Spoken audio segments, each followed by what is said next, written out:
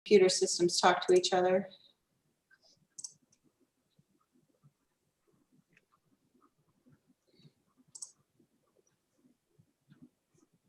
Stand by. Okay. Okay.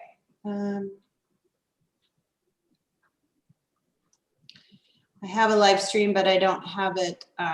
It's not showing any video, so I might need to futz with it a little bit, but I think we're ready to call to order. Okay. In that case, I'll call us to order at 5:03. And are there any modifications or additions to the agenda? President Everett, there are none from staff. Okay, then Genevieve, you wanted to actually read out the attendees? Yes, we have in attendance Commissioner John Everett, Commissioner David Merriweather, Commissioner Hobie Strike, Commissioner Ben Shepherd, Commissioner Christy Chapman, Legal Counsel Jerry Jakes, Legal Counsel Anna Cavalieri, from staff Michael McElway, Genevieve Scholl, Kevin Greenwood, Daryl Stafford, and John Mann, and Ann Medenbach. We have guests Chuck Green, Angela Finley, and Jody Gates. If I missed anybody, please speak up.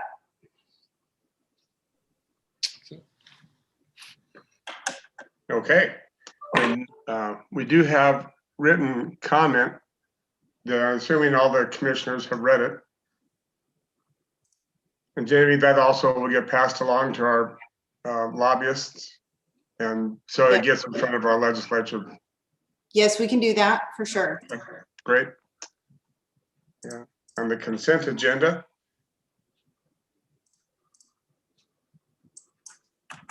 Does anybody want to bring anything off of consent and down to discussion?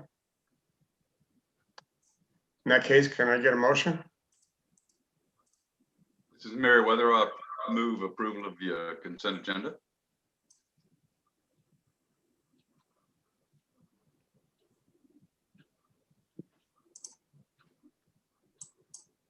Okay, how Commissioner about Strike will second that motion. yeah, okay, moved and seconded. Is there any discussion? All in favor? Merriweather, aye. Strike, aye. Chapman, aye. Shepherd, aye. Everett, aye. It passes. No, I should say, are any opposed? They aren't, because we're unanimous, so it passes. We have two informational reports. I'm assuming that they've both been read. Would anybody like to bring discussion to either of those points? So I'll move on to presentations and discussion items. And Kevin, bridge replacement cost to complete.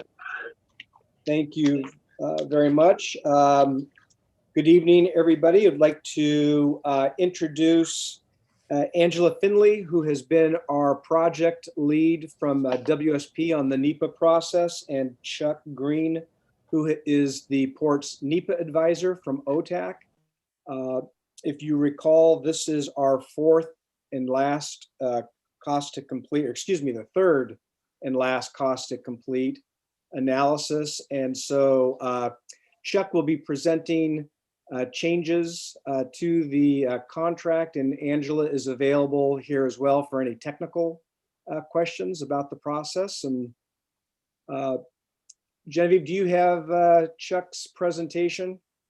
Yep, I'll go ahead and start that now. Chuck, are you there? I am here. I'm ready to go. All right. I'll hand the baton off to you. All right, Sorry, thank you. I've got the wrong one going. I got the second one going. Hold on one second. Okay. Should say environmental progress update. Yeah. Let's see. Well, while Genevieve's getting that up, good evening, commissioners, and welcome those community members watching on the YouTube channel. So as Kevin mentioned, I'm Chuck Green. I'm with OTAC and presenting the third and we do promise last cost to complete on the environmental phase of this project. Some of you have been through this before, so I'm not going to go into a lot of details about what goes into this cost to complete other than It's looking at where we are in the project, what we see coming up in the next few months, and what it's going to take to get to those things that we see in the next few months. First, I'm going to cover briefly changes since our last cost to complete, which was back in August. Also, a quick analysis of how we got to where we are. Talk about the schedule. There's a slight change in the schedule, which we'll talk about in a minute. Any other scope and budget actions, including one action that's coming up tonight, one action that will probably be in March, and then what's next on our agenda for the project. Go ahead and click, Jen. And actually, you could, I just covered that slide. So this is my presentation. Why don't you go to the next slide with that table? Sorry, I think I'm sharing the wrong view. My apologies. Hold on one second. I'm gonna do it as a, Should be a slideshow, I think. yeah. Yeah, I made the Does that look mistake of correct screen now? print. I don't see anything yet. So Okay. Try this one. There we go. There you okay. go. Yes. The correct- yay. My apologies. Sorry, Chuck. No problem. Let's go to the next slide. And this is, you've seen some of these numbers before. The WSP is the NEPA EIS contract that we've been tracking since 2018. You've reviewed some other items, including my contract, OTAX, as well as other advisors and support professional services for the project. The start items of those things that have changed since August, obviously, as we've gone through the 2.5 years on the HB 2017 grant, we've been spending money and reducing that contingency that we've held for unforeseen items as we get toward the end of the project. Another item that we haven't really talked about in detail, we'll talk a little bit more about it tonight, is what can we use remaining HB 2017 money to do? And we're going to talk a little bit about using that as match toward the build grant and some geotechnical work that is coming up. The one change that I did note earlier is the record of decision final EIS. We have been planning for that to be in July. There's been some recent back and forth on the section 106 analysis, and I'll ask Angela when we get to that point to talk a little bit more about that. It has pushed back the record of decision expected date by about a month to August 2021 as they've been working through that. The other item that we had not had in the last update was that a $5 million plus match build grant has been received by the port. We're actually going to talk about that a little later as well. Why don't you go to the next slide, Jen? So cost to complete, it's as Kevin mentioned, I was trying to remember that myself. Are we on our third or fourth? This is the third cost to complete. It's a periodic process and check-in that we do to make sure everything's on track.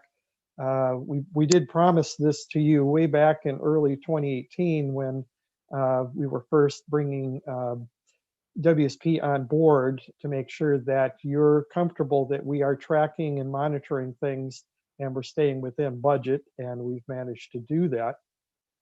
It does give us a chance to look at any expected task overruns and how we can work with tasks that have been completed and still have a little bit of money left over and adjust the budgets accordingly and still stay within the overall WSP budget. There have been input comments and direction from ODOT and FHWA, a lot of that on the environmental technical reports. The section 106 is one of those that seems to have, is the big item right now. We'll talk a little bit more about that a little later when we talk about risk items that we are managing as we get through to the record of decision. And that's part of that flagging of tasks that we are going to be closely monitoring to make sure we do get things done on budget and on schedule. Why don't you go to the next slide. So our final cost to complete, there have been a lot of tasks that have closed out. WSP and Angela has been very good at maintaining control of the budget. We've been closing out a number of tasks that have had some money left in. Obviously, when you budget things 2.5 years ago, you have try to budget in a little bit of contingency in how you foresee your work. And now that we're seeing those tasks close out, we're returning some of that contingency back to the budget. You might have, I think there was a mention at the last meeting that there were 135 comments received from the supplemental draft EIS. WSP's taken a look at those comments as to whether or not that would have any substantial change on the final EIS scope. And for the most part, no, there won't be any. There's a lot of comments to respond to, but as far as the work effort to get a final EIS out and then go for a record of decision, there's nothing that we can see that substantively it's going to impact the ability to do that. We are going to talk about the Geotechnical Borings Amendment. We've mentioned it before. That is some additional geotechnical or underwater explorations and a couple of on-land explorations. We'll talk a little bit more about that.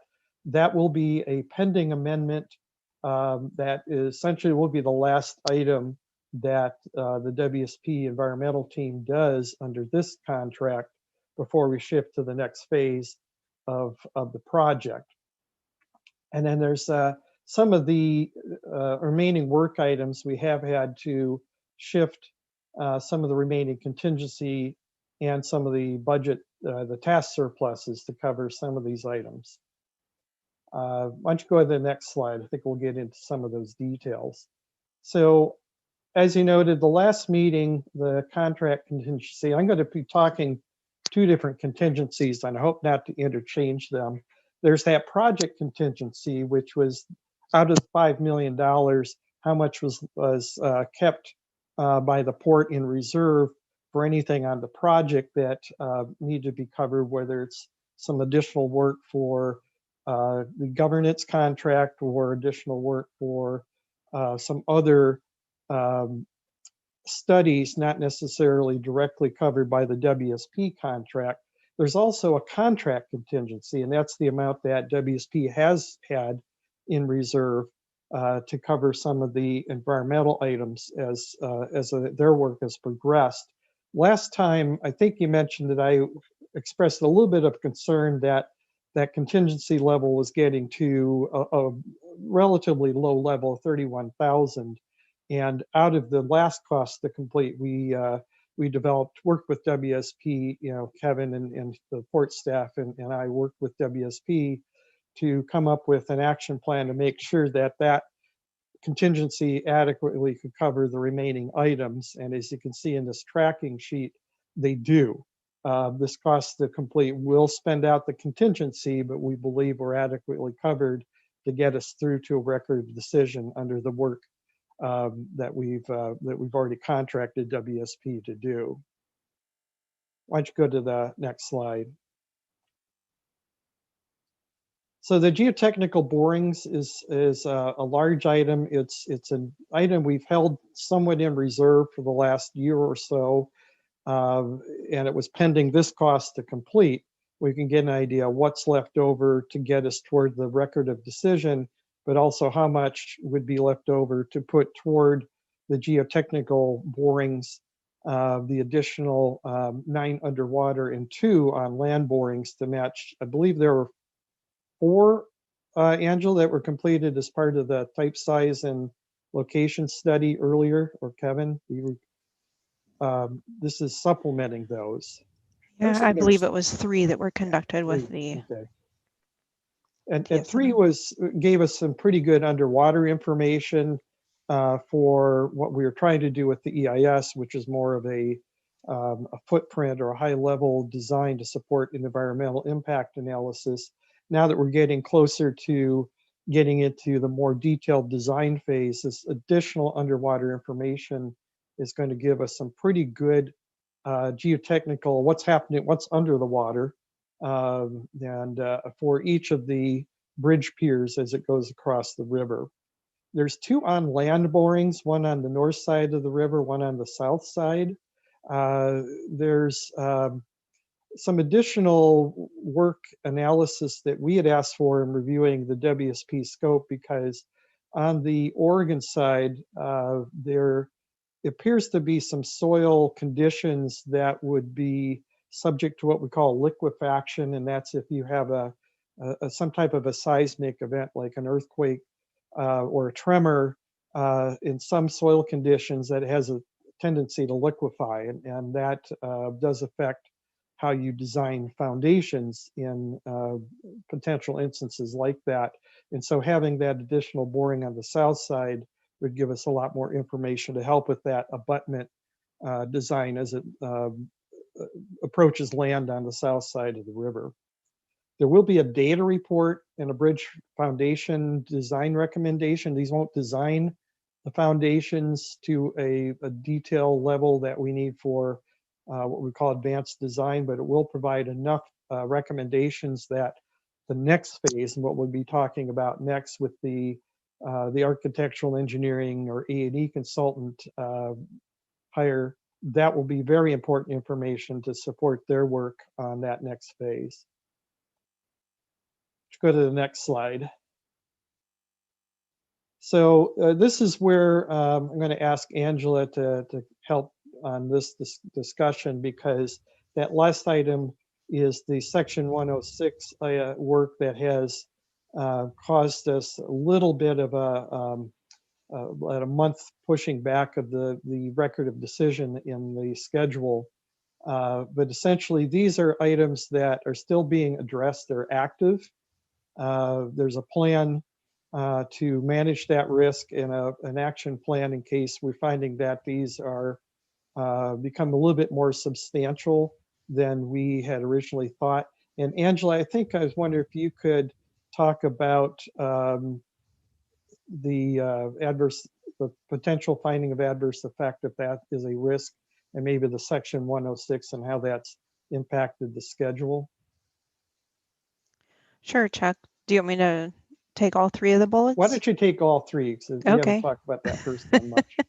All right. I just want to make sure that we often talk in acronyms and sections. Section 106 is part of the National Historic Preservation Act. So this is our federal regulation that we need to comply with for historic properties, both those that are structures above ground as well as any archaeological resources that are buried underground.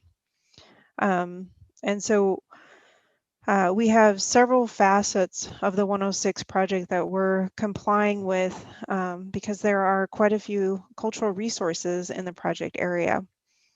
One of those being indigenous use of the lands, prior to white contact and settlement of this area. And then with the construction of the Bonneville Dam and the creation of the Bonneville Pool, some of those shoreline activities by indigenous folks were submerged. And so there has been a question by at least one tribe and the Washington State Department of Archaeology and Historic Preservation about our due diligence in trying to investigate and identify whether there are resources underwater or not. We know that anything that might be down there is covered in a fair amount of sediment. So there was a request by the tribe and the Washington State Agency to look at performing some underwater remote sensing or soundings because they use sonar and magnetometers. So we've had a lot of discussion about that, and I think Kevin or Chuck will maybe be talking about the contracting element of that, but that is one of the risk items that we had identified of needing to perform in order to satisfy the requests for that type of data collection. Another element that is a risk on the project is some of the areas in the project area are rich with archaeological resources, and so we are trying to avoid any adverse impacts or adverse effects to those resources, which means a little bit of design adjustments, which we're undertaking those now, but we still need to confer with the tribes and the Washington State Department of Archaeological and Historic Preservation to get their buy-off and their concurrence on whether it's a no adverse effect or an adverse effect. And of course, we're hoping for the former, and we're doing everything we can to minimize those impacts. And then the last one that we are working on is preparing a mitigation plan to resolve the adverse effect that's associated with removing the existing Hood River Bridge. That mitigation plan will be attached to what we call a memorandum of agreement, which is really a commitment to enact the mitigation plan, as well as have like an unintended discovery plan if we identify any, or if we run into any archaeological resources during construction. So all of those items have a little bit of risk to them, not knowing if we can get to an adverse effect, trying very hard to, and then the timing of wrapping up the mitigation plan and the memorandum of agreement, because there are a host of consulting parties that we are required to work with to reach agreement on that mitigation. Are there any questions? Do we want to take questions on this now, or? Angela, I would just also add that there was the DEA proposal for the soundings was included in my bridge update report. Okay. Just as a reference point for the commission. Great. Yeah, thanks, Kevin. I have a And couple the question, of course, is, I'm sorry, go ahead, Commissioner. With regard to the soundings, essentially, as I understand it, that we don't know that there are cultural resources there necessarily, but it's just further investigation to make that determination of whether or not there are and if they'd be impacted. Is that correct? That's correct, Commissioner. Okay.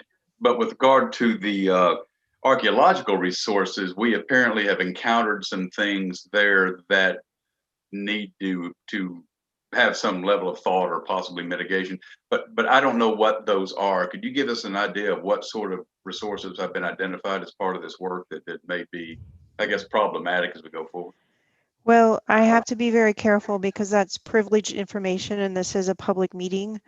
So it is what we call pre-contact resources, which are elements from indigenous use occupancy of the land prior to white settlement. But I'm unable in this setting to disclose location or any further detail. Oh, thank you. Yes, but just to confirm your assumption, yes, we had done testing field work and have that data in hand. So it's a known site, and we are just working to adjust the alignment of the preferred alternative to minimize any impacts. Okay, and then, and I just wonder, given that we're required to negotiate or participate with, several other groups with their own interests, How do we develop confidence that it's only going to be a month? Sure. Well, that is our best estimate on the timeline, taking into account we plan to have 3 more consulting party meetings to come to agreement on the mitigation plan. I think we're close. The schedule impact is really related to we have to resolve the first or the adverse effect on the archaeological resources before we can move forward on the bridge plan. And the reason that is if we are in an adverse effect, then we also have to bring in mitigation for that site into the MOA. And so the MOA right now is on pause until we can address the archaeological resources. Does that make sense? It does, although Okay. between the lines, I'm reading that you have had enough interaction that you're confident that a solution is in hand. Well, I say we're making good progress. We've had, I think, 3 meetings with consulting parties and have discussed a variety of mitigation opportunities. And the group, which varies from national historic bridge organizations to the Hood River Museum, locally. And so I think that range of mitigation options has been narrowed to a smaller handful. So I would say we are closer on getting agreement on that. Good. Thank you. Thank you, Commissioner Everett. Any other questions? I can't see everybody if anybody's raising their hand. I can't see, let me look at participants. I don't see any hands raised. So, Not that you guys are shy about asking questions. so All why don't we go to the next slide then? We did talk a little bit about what happens next with those risk items. We are, as Angela mentioned, we're focused on getting to that record of decision and making sure that we keep on that path. I do want to clarify when we talked about that bridge mitigation plan, that's just for the removal of the bridge. We know there will be some other impact mitigation items that will come out of the EIS process as a list of those items we need to design and address, whether it's stormwater or other items. Those are not items that will affect our ability to get to the record of decision. Those are items that we will likely want to incorporate as needed into that next phase design scope of work where needed or where we can. But those items are, I believe, Angela, that we've got enough to create that list, or we're on a path to create that list. The other item, I don't know if this has been shared recently, but we have recently reviewed and received an updated cost estimate. And that has had some comments from Steve Siegel, it had some comments from us as well as staff, and that has been finalized. Kevin can talk about a little bit more about that. That is an update to the Mont McDonald cost estimate from a year and a half or so ago, a couple of years ago. When we get into the discussion of the A&E item, we can talk more about getting more detailed cost estimates and the timing of those. But at this point, that's one of the last items that WSP is to deliver, is that updated cost estimate. The geotechnical action, it's not on the docket for tonight. We're expecting it in March. And when we get to the next slide where we talk about kind of programming our next couple of years, I'm going to ask Kevin to kind of explain that path to the geotechnical contract amendment and the details of that that need to be worked out before we can come back to you for that amendment. We did talk last month getting into the funding or funding and financing items.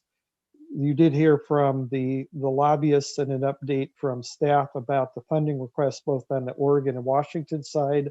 I expect that we'll be seeing something on the federal infrastructure side as well. There's been discussions, both what we've heard from the lobbyists, but what I've heard in other meetings, especially with Senator Cantwell's office. There's a representative who was recently in a meeting talking about the infrastructure program. And then we're working to close out the NEPA phase and continue to the next steps, the next one being where we go with the designer E&E consultant RFP. Why don't we go to the, yeah, Chuck, go ahead, did you want me to touch on the process for the geotechnical work? Yeah, I was, do you want to do that with your next table or with this, Kevin? Well, I think this slide is really a good one for showing the geotechnical action. So there's Okay. going to be three actions for the commission. So the first one is that staff has been working with Federal Highways to generate a pre-award letter or contract for reimbursement of the geotechnical work before we actually get the build grant agreement itself. So we're still working on that. But once that agreement for pre-award comes forth, that will need to be approved by the commission. At that same meeting, probably likely second meeting in March, there should be formal action by the Port Commission to agree to use $150,000 from House Bill 2017 as the non-federal match towards that project. So we've received the letter from ODOT saying that they're fine with the use of that money, but just needs to be formally acknowledged by the Port Commission. And then third would be amendment number 5, which would actually adjust the dollar amount. It wouldn't change any of the tasks that we're seeing tonight, but what it would do is it would adjust the WSP budget amount to accommodate the geotechnical work. So there's really 3 action items. They would all be teed up in the same meeting. And we've been kind of discussing this over the last couple of months. Are there any questions from the commission about the geotechnical actions or work? Yes, I have one question if I might. Yeah. Kevin, was what we're looking at with the same level of geotechnical work plan proposed that we did earlier when we thought we were going to hopefully have a larger 2017 contingency, but now because we do have the build grant, we'll still have some 2017 money going into it, but obviously with the build grant, that will pick up a larger share than we had hoped it would be before we went through the contingency on some of the other work, particularly section 106. Is that an accurate assumption there? Yes, it's a very good thing that we've got the build award. It's going to allow for us to take a much more robust approach to the post-Nepa phase. And geotechnical, if you want to think of it as kind of a tweener, it was in the original Nepa work, but just due to other things that were coming up, it just made sense to kind of package it up with build and use that as the kickoff for the build phase. Okay, that makes sense. Thank you. And Kevin, when you say geotechnical work, you're referring to the 720,000 for borings? Correct. Yeah, and that includes both the borings and the tests that come in after you've removed the samples. And we've actually asked WSP's team to add a couple of tests, that liquefaction test, and there was one other test because we don't know if there might be some type of hazardous materials underwater as the river has deposited things over the years, but the additional test would would make sure that there isn't any, or identify if there is, so we could take action during the design phase as to how to work with that. And also that there was a couple other tests, and I don't recall specifically what they were, but having that build grant allows us to add those tests, which is good to have them now rather than try to come back out and do some more testing later. Kevin, do you have anything else before we go to the next slide? No, I think you covered it. All right. And as I promised, Kevin Mosley has been working, we've been working on closing out the House Bill 2017 grant. Obviously we want to make sure we have adequately spent all of those $5 million. And then the build grant, which will, as soon as we can get all those approvals, we'll start applying that. But as you can see, there's a number of line items here that you haven't seen before. And one of the big ones in here I'm going to point out is that A&E design line. That is the budget for the A&E consultant. Up until the last couple of weeks, we weren't sure if we could do everything we wanted to do in that next phase with the build grant.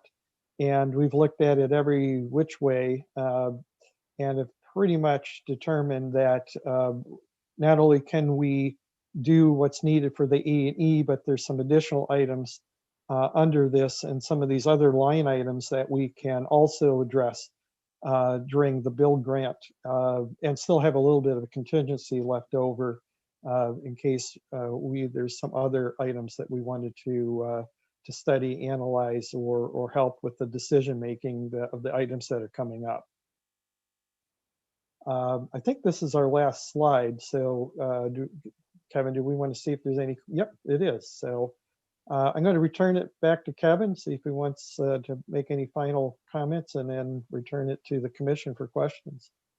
Yeah, just I think that one column, I don't know if you could see it, is that the next fiscal year was actually, one column was House Bill 2017 and the other one was build.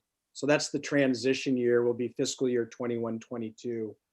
So we've been monitoring it. It's going to be close. I mean, I think we can tell from the cost to complete and some of the other tasks. We're actually going to be pulling those soundings out of the House Bill 2017 contingencies.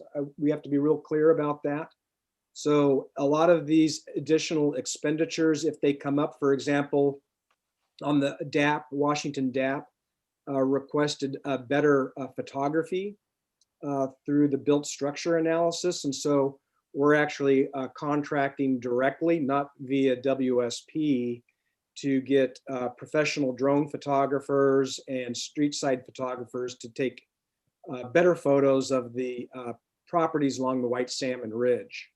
So it's going to be, we're going to use every last dollar, I can tell you right now, of House Bill 2017 for NEPA, but we've been able to work in a lot of non-NEPA activity out of that House Bill 2017, everything from the P3 rules to developing the AE design RFP.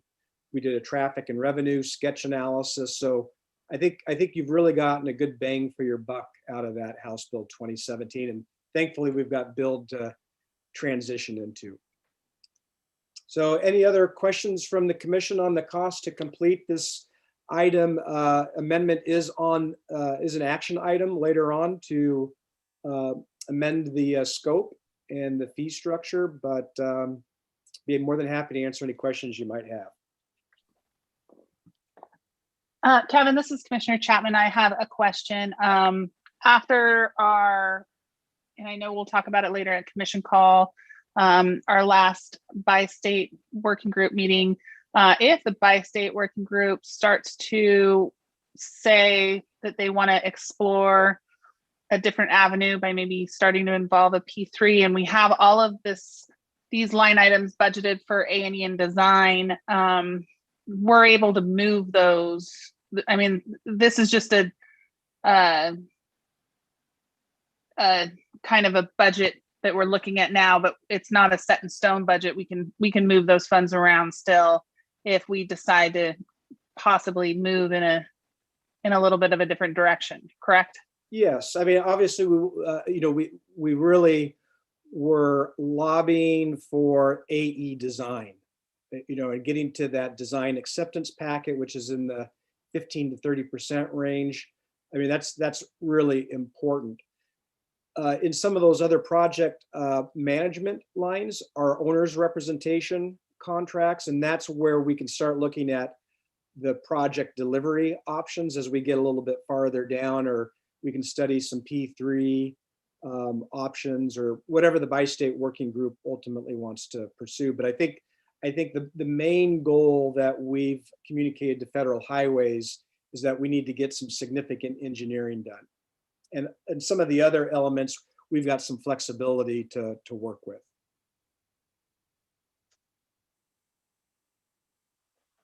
So Kevin, then we had 4.7 million, if our memory serves, on the A&E line from the build grant. Right. And that in 730,000 of that is the geotech. Okay, so that's generic, pretty much. We need to know what kind of foundation are going under those piers, no matter what gets built.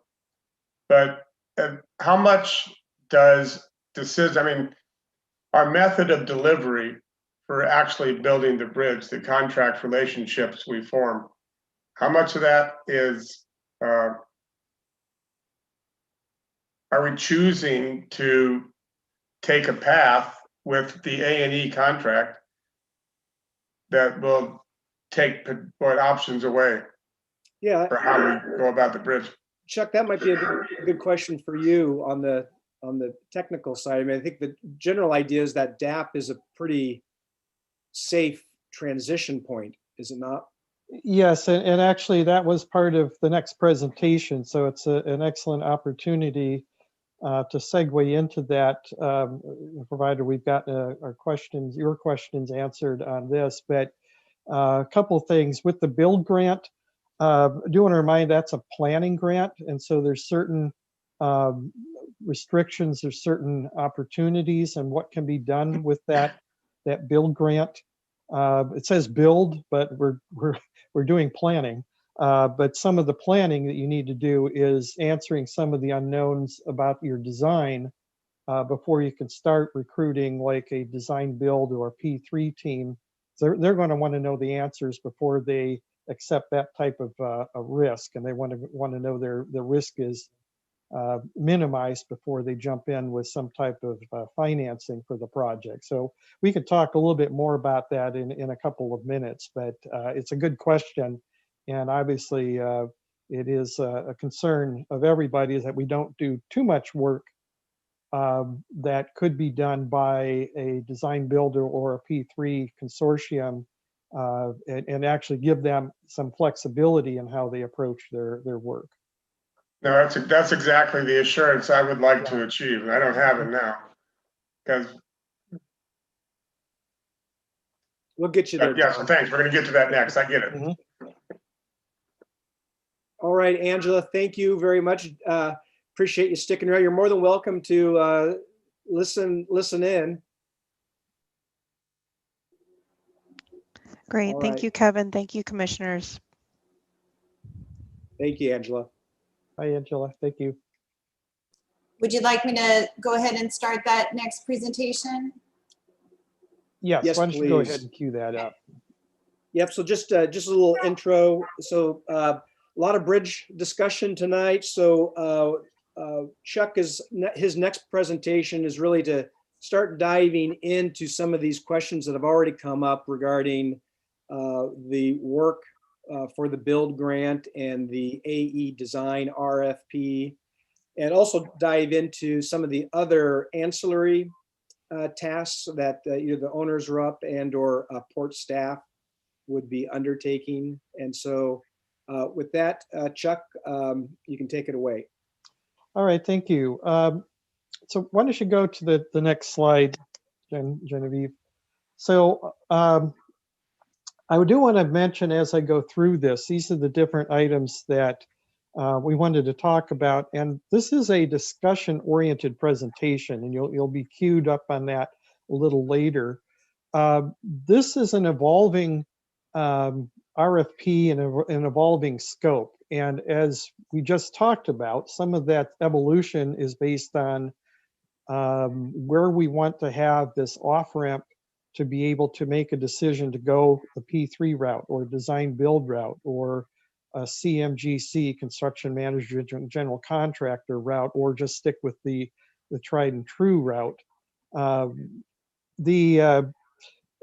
the key here is how can we piece things together, knowing that we want some flexibility in case we make any of the decisions with who gets hired on this next step, but knowing that we do need to have some additional engineering done on this project in order to put together a package for any project delivery method that gets decided. Even a P3, we heard at that forum a couple weeks ago that some of them are ready to go, but having been involved with P3 projects in the past, there's certain things they want to know before they start taking some type of a financial position on a project. And that's some of those are the risk items that we're proposing to do during this next A&E step so that we can resolve those unknown items,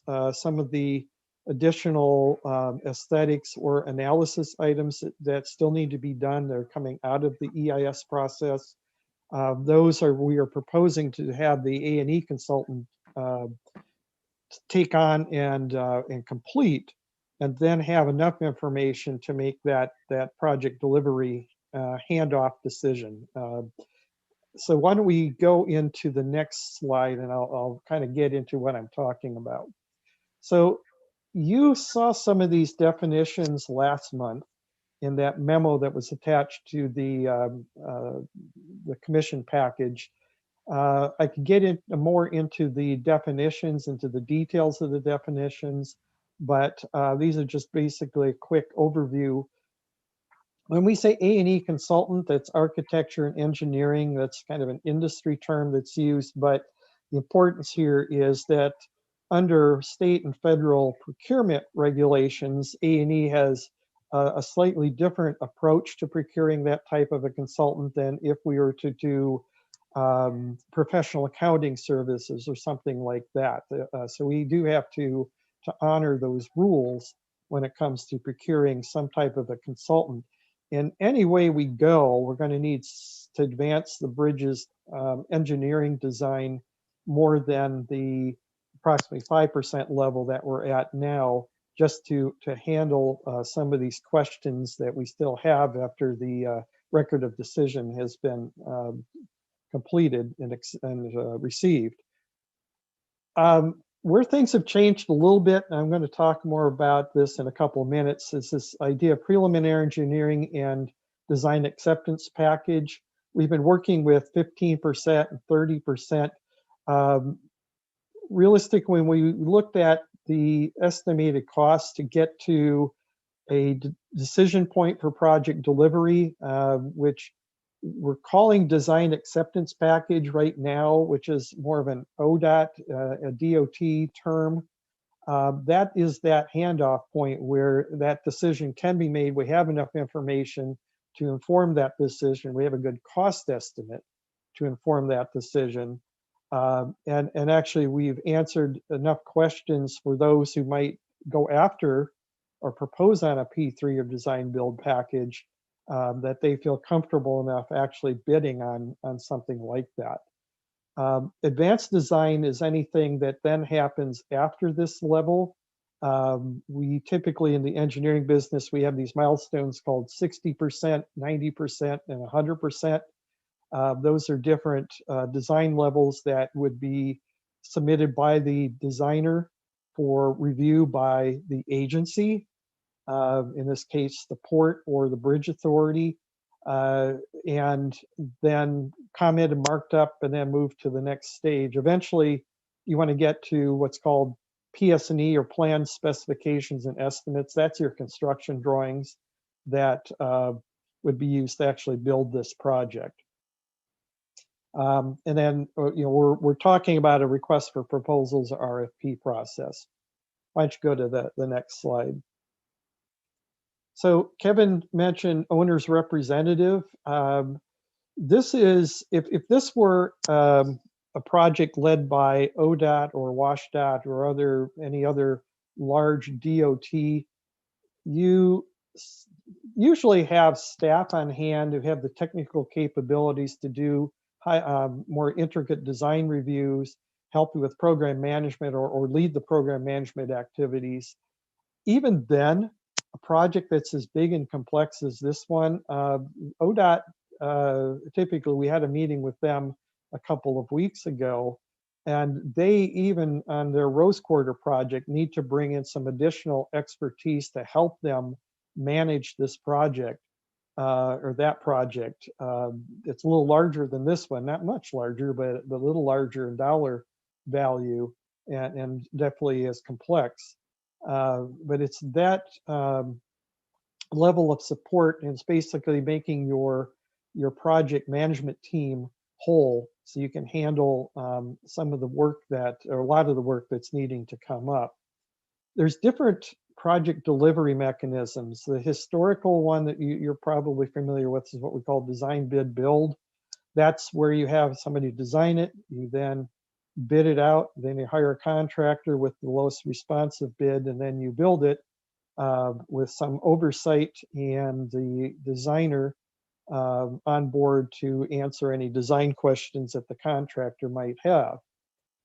We talked a little bit a while ago about design build is basically take it to a point where you put it out for a combined design build team to propose on. These are proposals and these are value-based selections.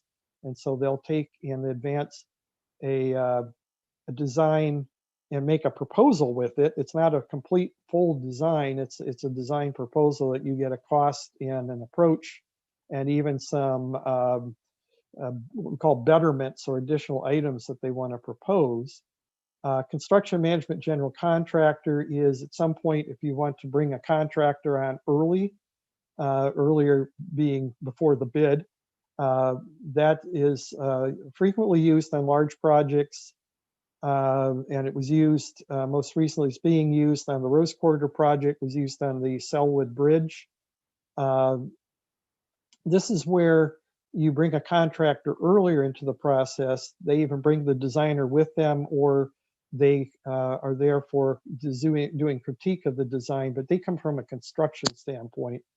Once they've taken a design, they'll give you a bid, and they do their own construction management. Basically, they build it, they monitor their construction, and that's part of the responsibility that they're given.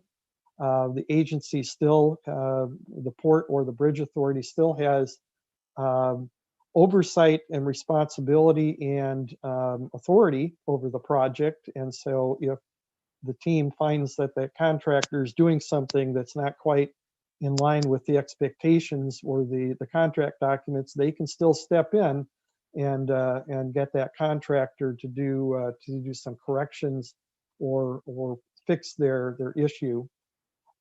Some of you participated a couple of weeks ago on the Public-Private Partnership Forum. That's where you, at some point, bring in a joint venture. You have that joint venture includes the port or the bridge authority, the funding or financing partnership, I should say financing partnership. A private entity does not bring grant funding. They bring upfront bonding and financing capabilities with the expectations they'll get paid back over time with some type of revenue, whether it's tolls, whether it's and actually we have a local example for those who've been to the Portland airport. You've seen a light rail line there. That's the Max Red Line.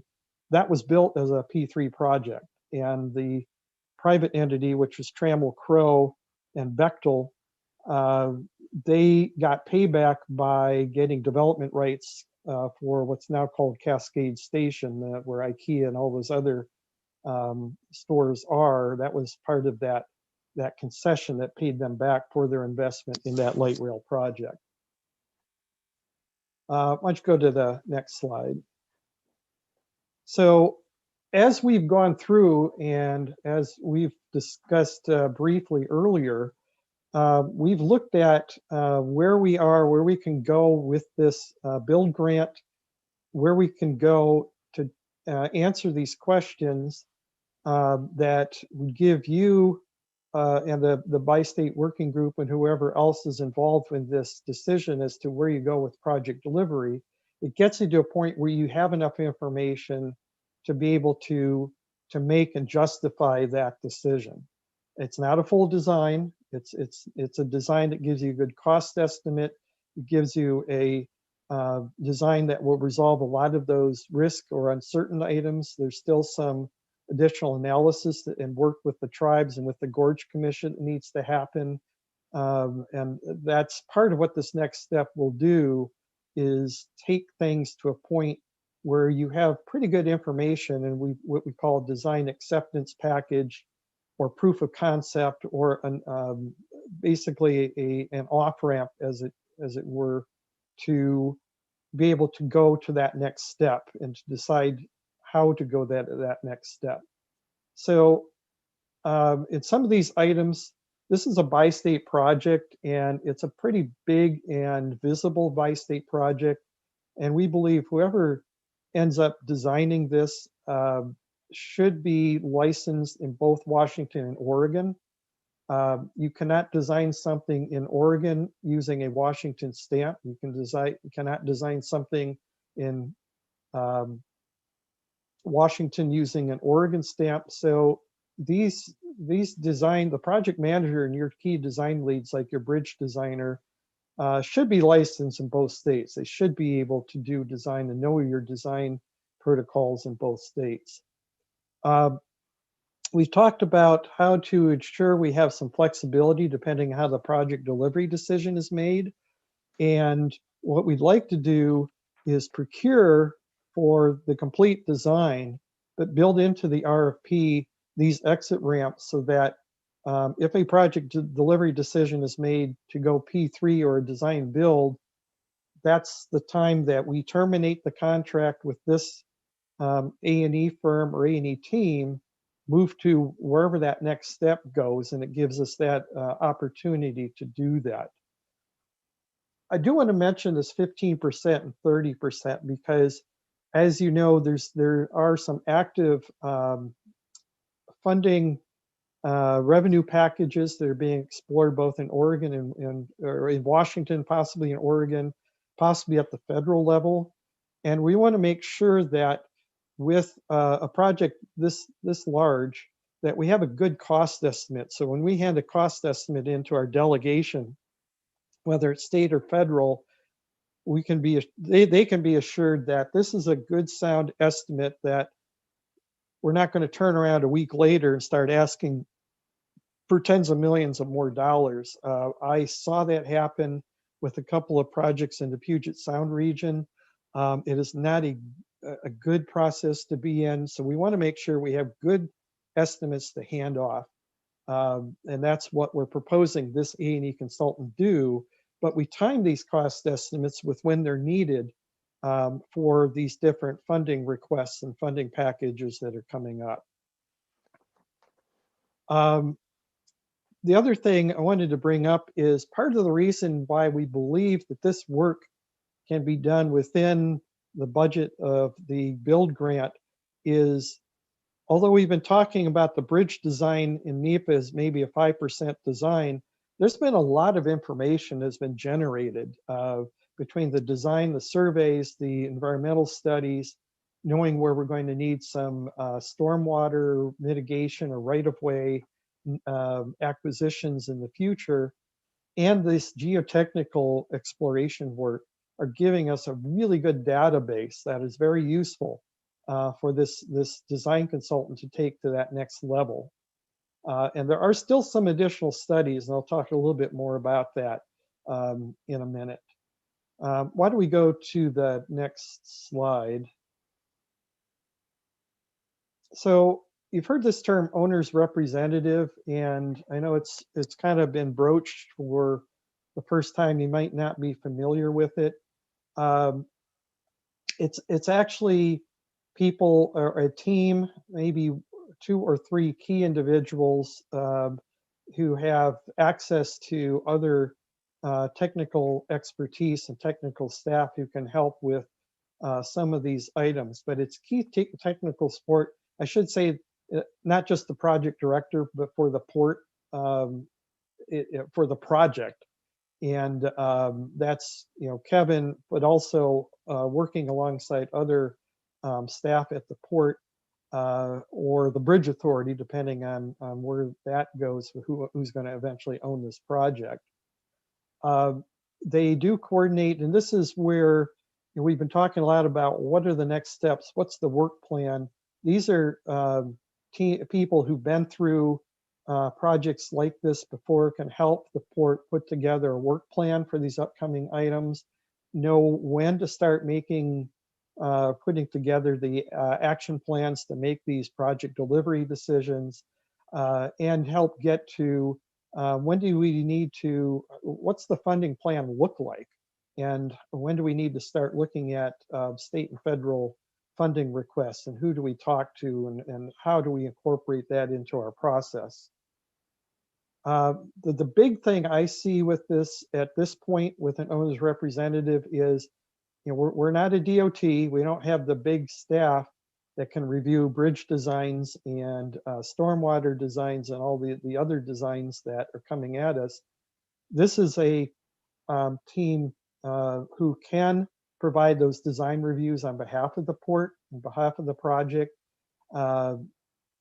When you do have a designer, even if it's a 15 or a 30% design, there's still reviews that need to happen. There's still direction that need to be given to that, that consultant.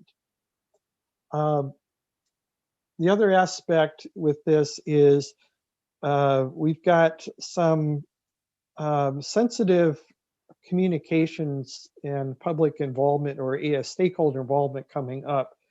The owner's representative is not going to take that over, but they can assist with what packages need to be put together, assist with the port, and if the port does bring on some additional public outreach support for this, especially when you're talking about coordinating with the Gorge Commission or the tribes, this is where the owner's representative can provide some expertise and some advice as to who to bring on, how to advertise, how to find them.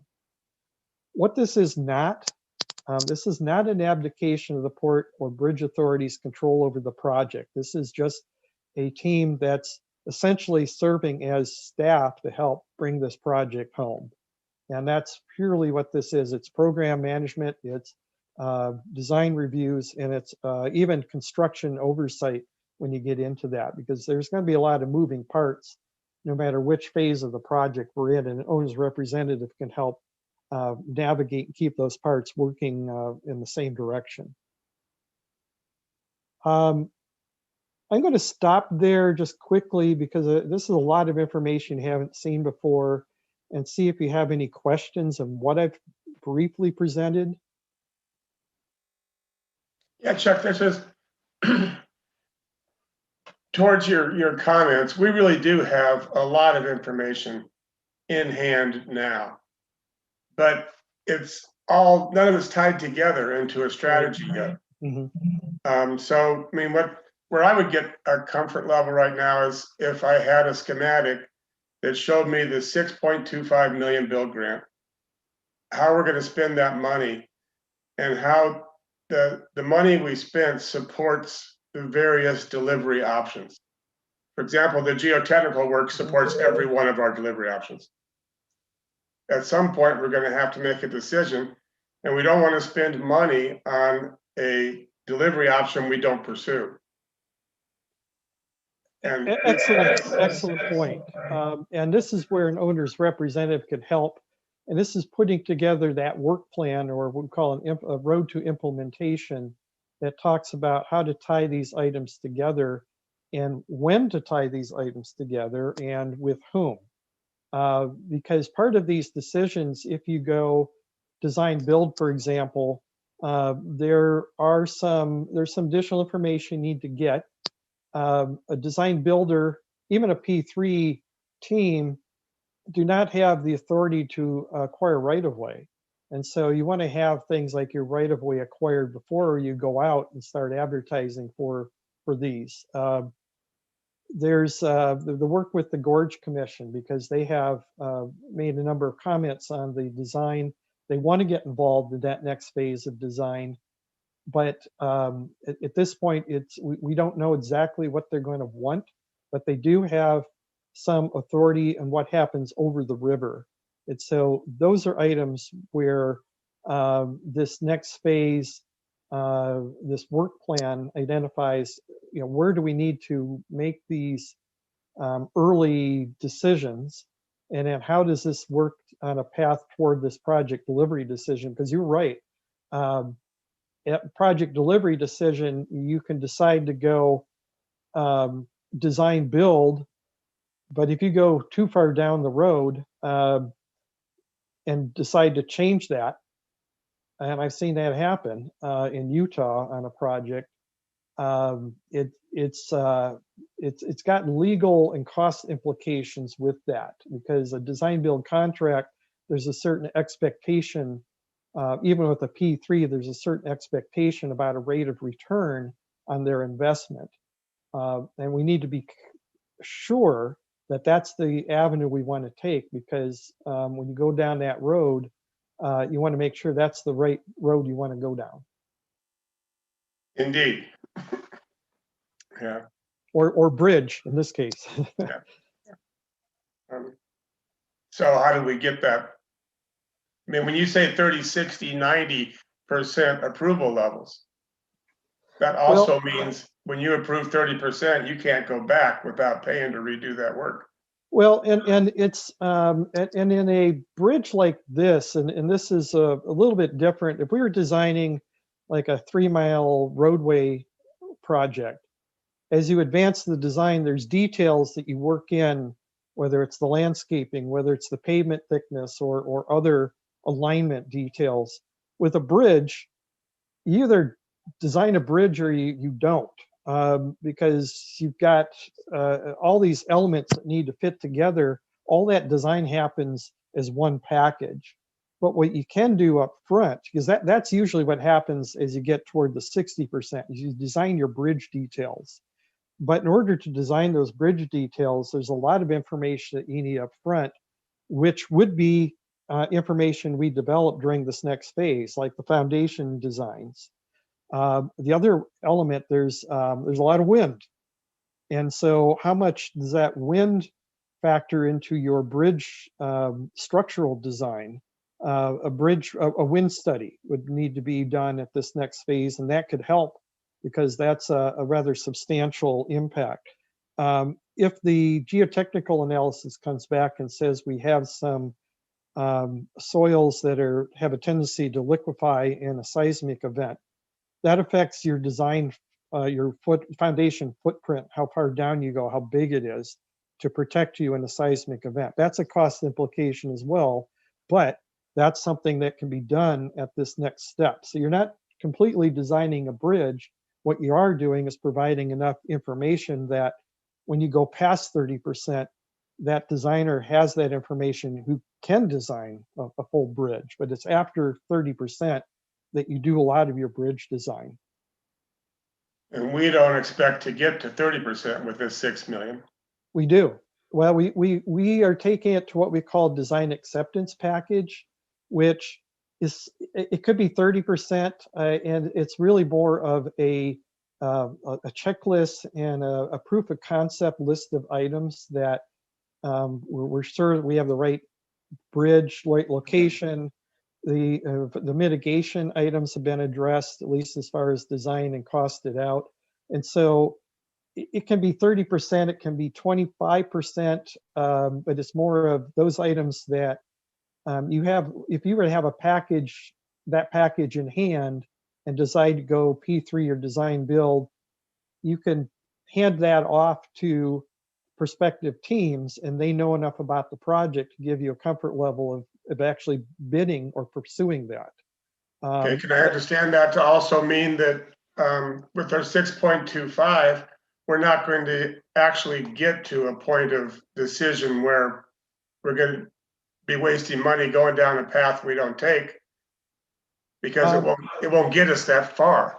Well, it gets you far enough to inform that decision. And the other part of what an owner's representative can help you do is to piece together that work plan that has that decision tree that includes those items that you need to make that decision or help you make that decision. Part of this is the question is who's making that decision? That's part of this. The other part of this is who's paying for that decision, because you've got, if we had maybe $10 million in hand between HB 2017 and build, but we have a $250 million project to build. We don't have that other 240 million. How do we get there? If we're going to finance it, how does it get paid back? And so there's a number of studies that come out of this work plan. The more detailed long-term tolling traffic and revenue study. How much, if you're looking at a 50-year agreement with a P3, how much does toll revenue pay them back for them doing upfront financing on the bridge? So those are these important points that feed that decision. But having that work plan developed early on helps you ensure that you don't go too far and have some work that could have been done later or has to back up because a P3 comes in and says, we want to do it a little differently. There's nothing that's been identified in the build program that would prohibit any further design past DAP. For instance, there's a governance line item, so Siegel can continue his work on subsequent phases of governance. Mhm.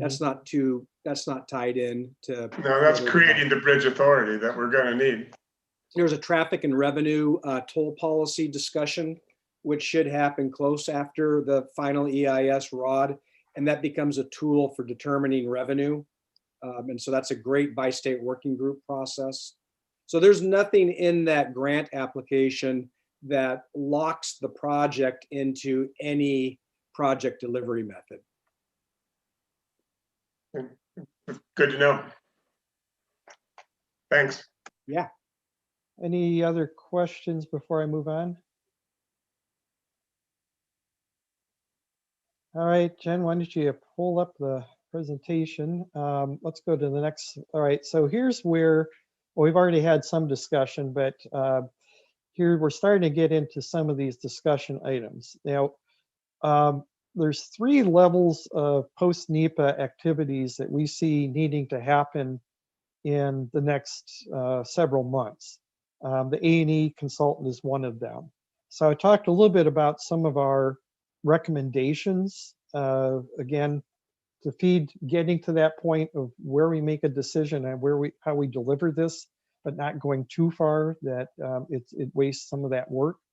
The geotechnical data that's coming up is going to be made available for those consultants going after this contract, and it's pretty good information to have.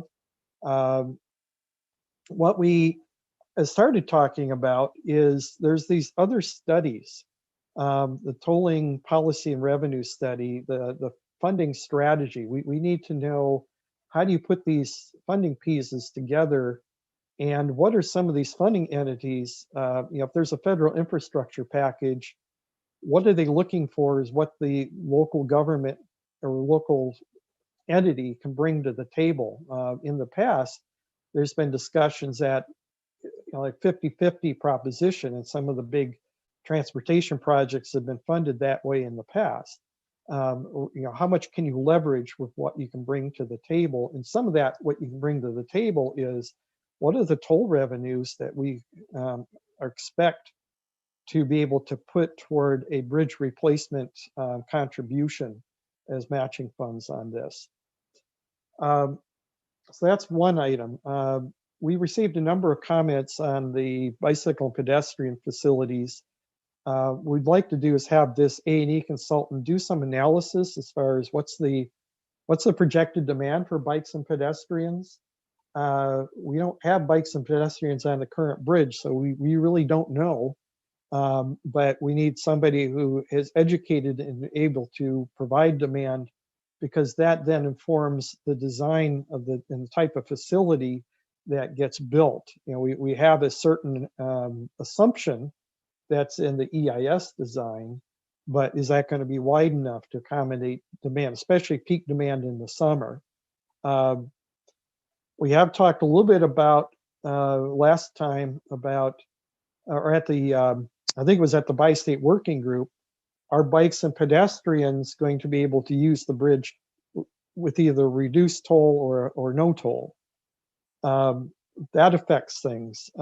If you have a toll for vehicles but not for bikes and pedestrians, is that going to change your what we call mode split? How many people would drive versus walking or bicycling across the bridge, or if you have transit going across the bridge? So those are these study items that we believe still need to be done in this next step to help inform some of these design decisions that we would like to package and then make available for a project delivery decision. And then finally, we've been talking about this as well, as how do we set this up so in case we do make a decision at certain points? I mean, there could be a decision to stick with the design bid build, but then when we get to 60%, we're going to have a CMGC approach, which might change that whole design contractor relationship at 60%. We want to have these milestones built in, so if we go to that next decision is to go to that next milestone with this consultant, that we've hired somebody who is capable of taking it to that next step. So I'm going to hold here and see if there's any more discussion. I know we've tried to show that we're proposing that there are work items that are needed from this A&E designer that are going to be important as we package this for that next step decision. Are there any, do you have any questions? Are there any other items that you want to talk about or put on the table that you would like to have this consultant look at doing to answer some of your questions on this next step?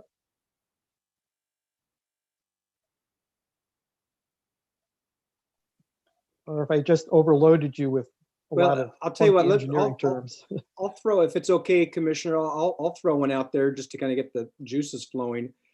One element that we've heard a lot through the NEPA process is aesthetic treatments. The Gorge Commission has some expectations as we go finish up the section 106, being able to incorporate tribal influences or themes in the bridge. Where would you see that process for assessing and incorporating aesthetics in this process? Do you see that as an AE design task or an owner's rep task?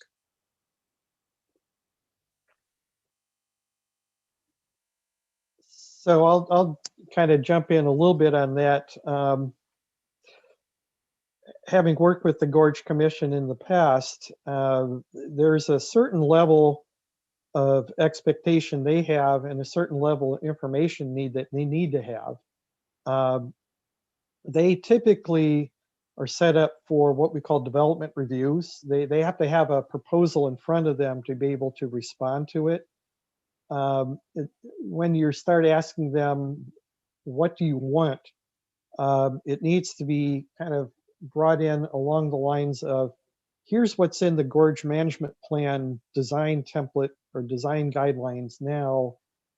How do you apply these? Or what do you want from these? Or is this, are there certain things you'd like to see applied to the bridge? That ability to do what I call Gorge Commission speak is something that I think is somebody who is experienced in stakeholder involvement with the Gorge Commission like that would be good to lead that process, at least facilitate it, along with having an architectural and bridge designer who can turn around and produce renderings or feedback or respond to questions about, well, this is what it could look like. Here's the impact it could have on the design.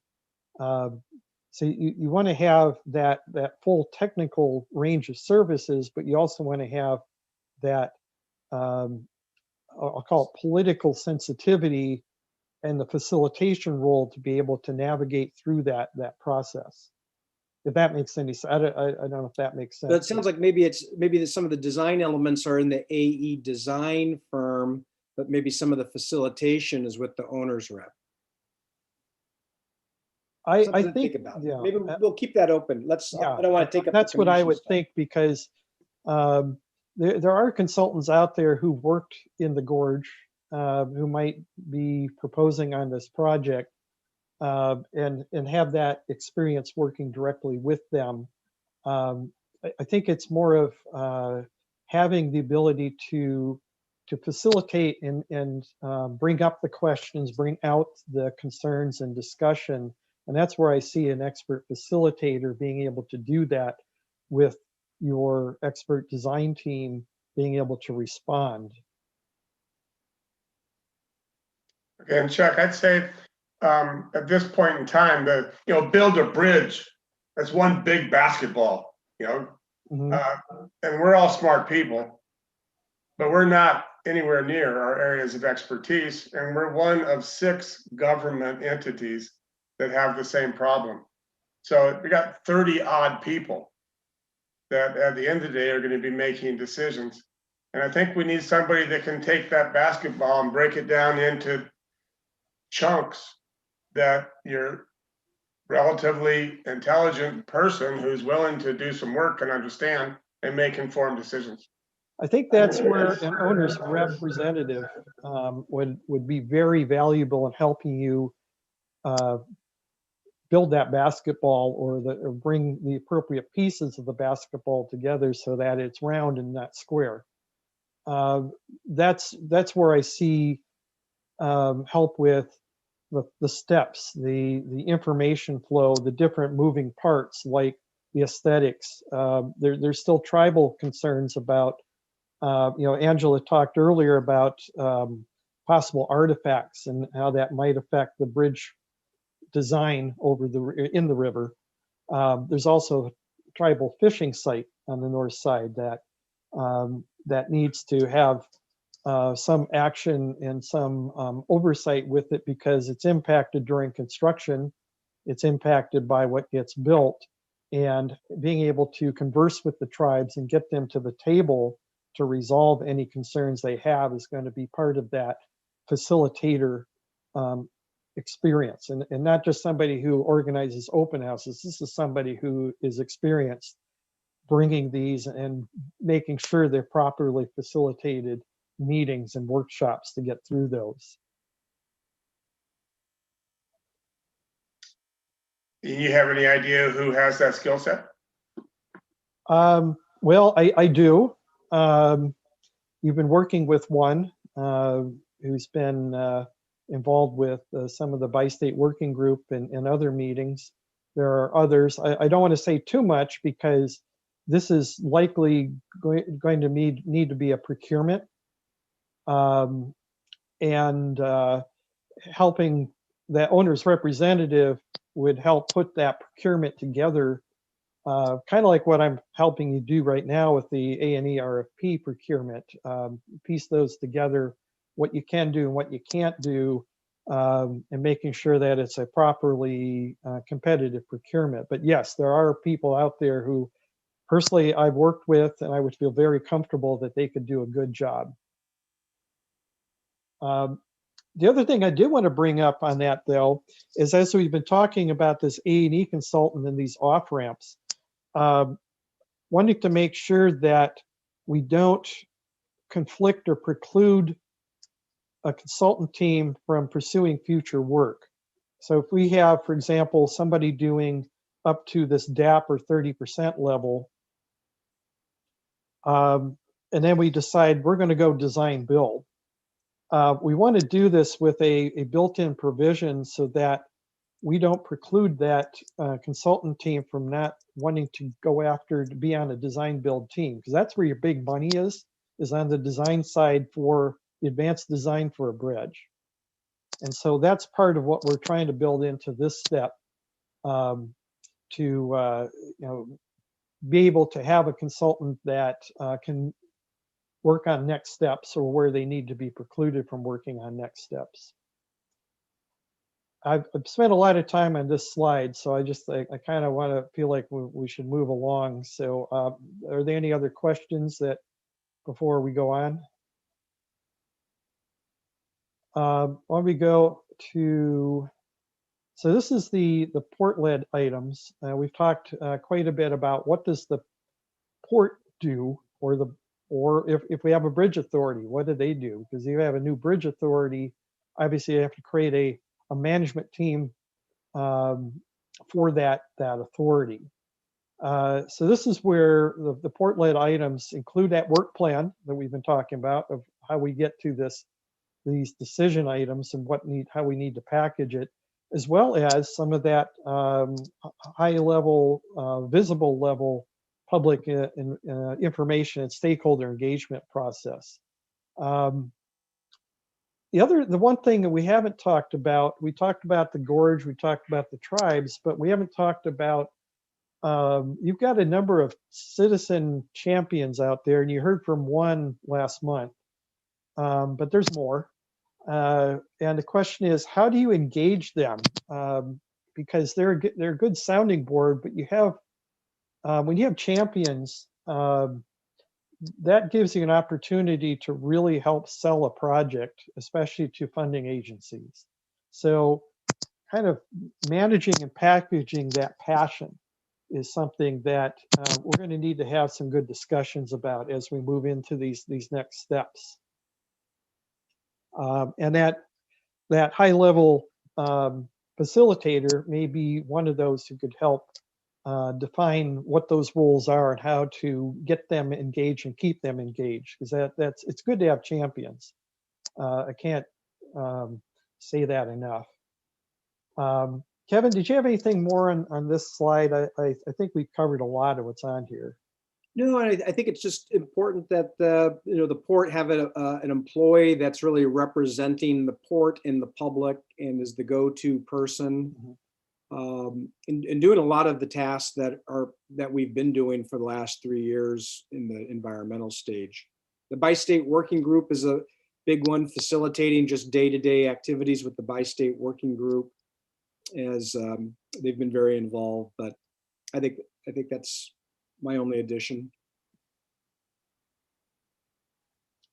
All right. Why don't we move to the next slide then? So I think the third thing, I didn't have a slide for it, but it was going back to owner's representative discussion, because that's something that personally I think it's, and we've heard from other the P3 entities as well as ODOT that it's good to have that help brought in earlier rather than later. And so that's something that we would put out there for your consideration, is when to bring them on, and we're suggesting that it's soon. So this is our procurement calendar as it stands right now.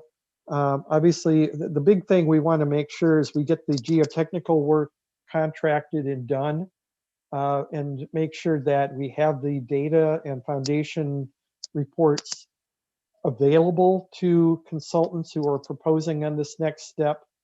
So right now we're looking at probably a draft RFP late spring. It might move back a little bit depending on some of these other work plan items and the geotechnical timing.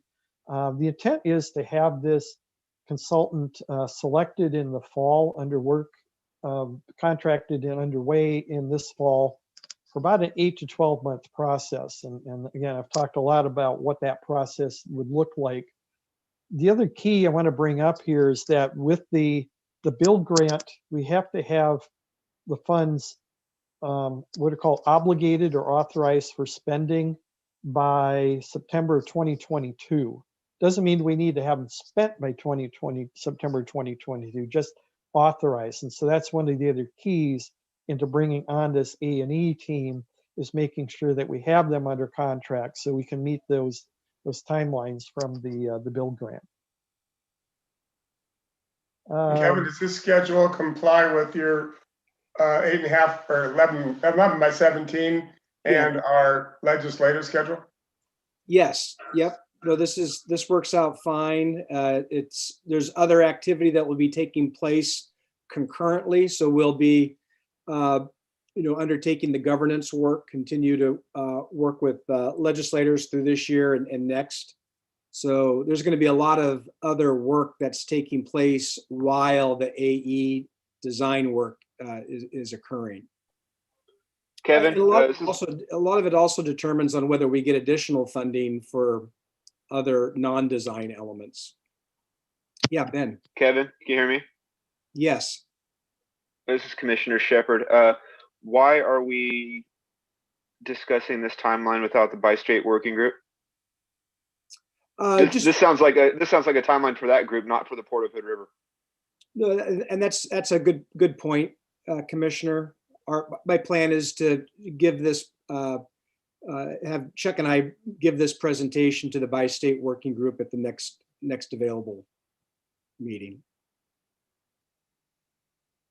At the end of the day, the Port Commission will be required to approve the contract, but I totally understand that you want to have that vetted by the bi-state working group in advance. I think this is our last slide. I think that will be critical, that all of these decisions need to be vetted by the bi-state working group and then referred to the Port Commission from that group, hopefully with their concurrence and support. This would be a difficult thing for us to achieve on our own, especially if we're moving towards some sort of a bi-state authority, that we need to begin sharing decisions to the extent we can under the terms of the grant agreements and things like that. Absolutely. The other important aspect of this is, personally, I was hoping we could pull from members of that group to help us select this consultant. So I think it's critical that we have them on board. Yeah, I agree as well. Well, any other questions for Chuck or myself? Thank you. This was a huge time amount, and we don't normally get a chance to take this deep a dive on bridge replacement. So thank you for your willingness to make the time, and we'll certainly keep you posted on our progress. And Chuck and I will make every effort at the next bi-state working group to walk them through the same process as well. Thank you. Thank you. Thank you, Kevin. Thank you, Chuck.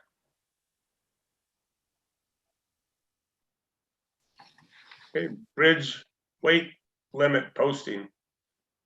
President Everett, because we have guests that have been patiently waiting for quite a while, I'm going to suggest we switch the next two items and take care of the hook project first. Okay, in that case, big wins, hook operations and storage discussion. All right. Hello, commissioners. We'll mix it up for a minute here and talk about the waterfront. As you know, Big Winds has been one of our longstanding concessions at the Hook, and they've run windsurfing rentals and lessons from that location. They're hoping to restructure their operation this summer to move their high performance rentals out of the shop and down to the Hook location. And their proposal, what they need is more volume to store that gear and in a more secure way. And they believe shipping containers would provide the most amount of storage per cubic foot and would be their preferred option. The port has allowed Big Winds in the past to use 2 box trucks and then 3 lower volume storage sheds / pods. And Genevieve, if you would just scroll down to Exhibit A, so you can see they've got their 2 locations there, and then scroll down a little more. And you can see that's the location on the very west end. And that's one of the smaller pods that they had used in the middle picture. And then on the road out to the hook was also another smaller pod type shed that they've used before. So what this request did was raise the question of should the port allow shipping containers to be used in a highly visible area on the waterfront? And if so, should there be a limit on the size? The decision will set a precedent for our other concessions as well. So staff just wanted to put this in front of you so that we're all on the same page. So tonight we have with us Connie Azamek, who will be doing the presentation for Big Wind's proposal.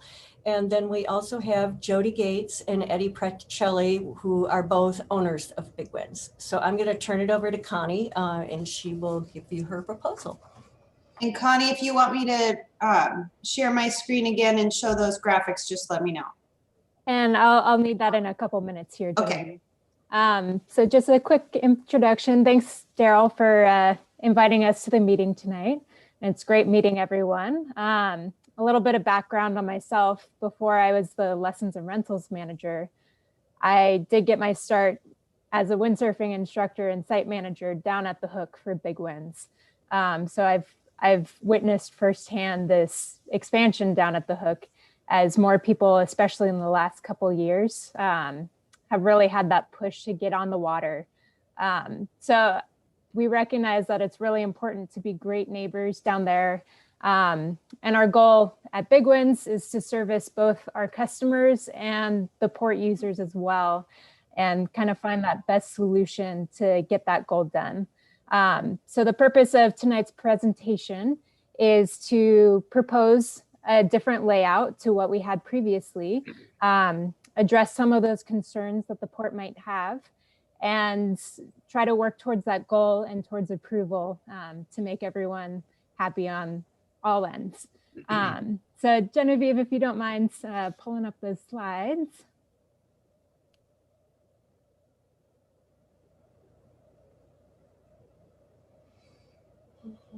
And actually, I think there's a picture in front of that.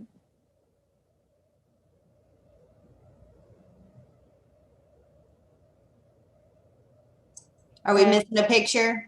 Actually, so I think you're on the PDF that Daryl sent. I think the next tab over might be the slides that I sent. Oh, I'm sorry. Thank you. There we go. Sorry about that, guys. Thank you. Too many things to manage at one time. Too few screens here. And let's go ahead and skip right on to that second slide. Thank you. So to start out, we have an aerial view similar to what Daryl was showing before of the operation in 2019. So you can see we have those 2 vans, 2 storage pods up at the west end of the Hook. And then we had that additional pod on the north end as well.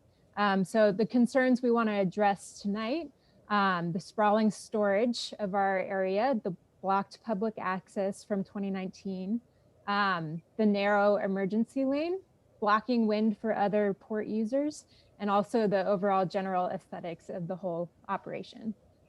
So let's go on to the next slide. And so our proposed layout is shown here. It's not to scale, sorry, I'm not a professional Photoshopper or anything. But the differences from the 2019 to the 2021 proposed layout, we're getting rid of one of the vans, which take up quite a bit of room. And also by expanding a little bit the size of the storage unit. So the expansion is in length mostly, and just a tiny bit of width on the north side. We can get rid of one of those pods and just have the 1 van and the 2 storage units. So that would allow us to kind of condense and narrow our operational zone. So we can leave that emergency lane wide open without inhibiting the parking on the other side. We're leaving that public access to the beach wide open. And we're trying to kind of clean up the general aesthetics, the clutter of our area as well. And let's go to the next slide, Genevieve. Thank you. So the first concern that we really want to address is the overall storage footprint.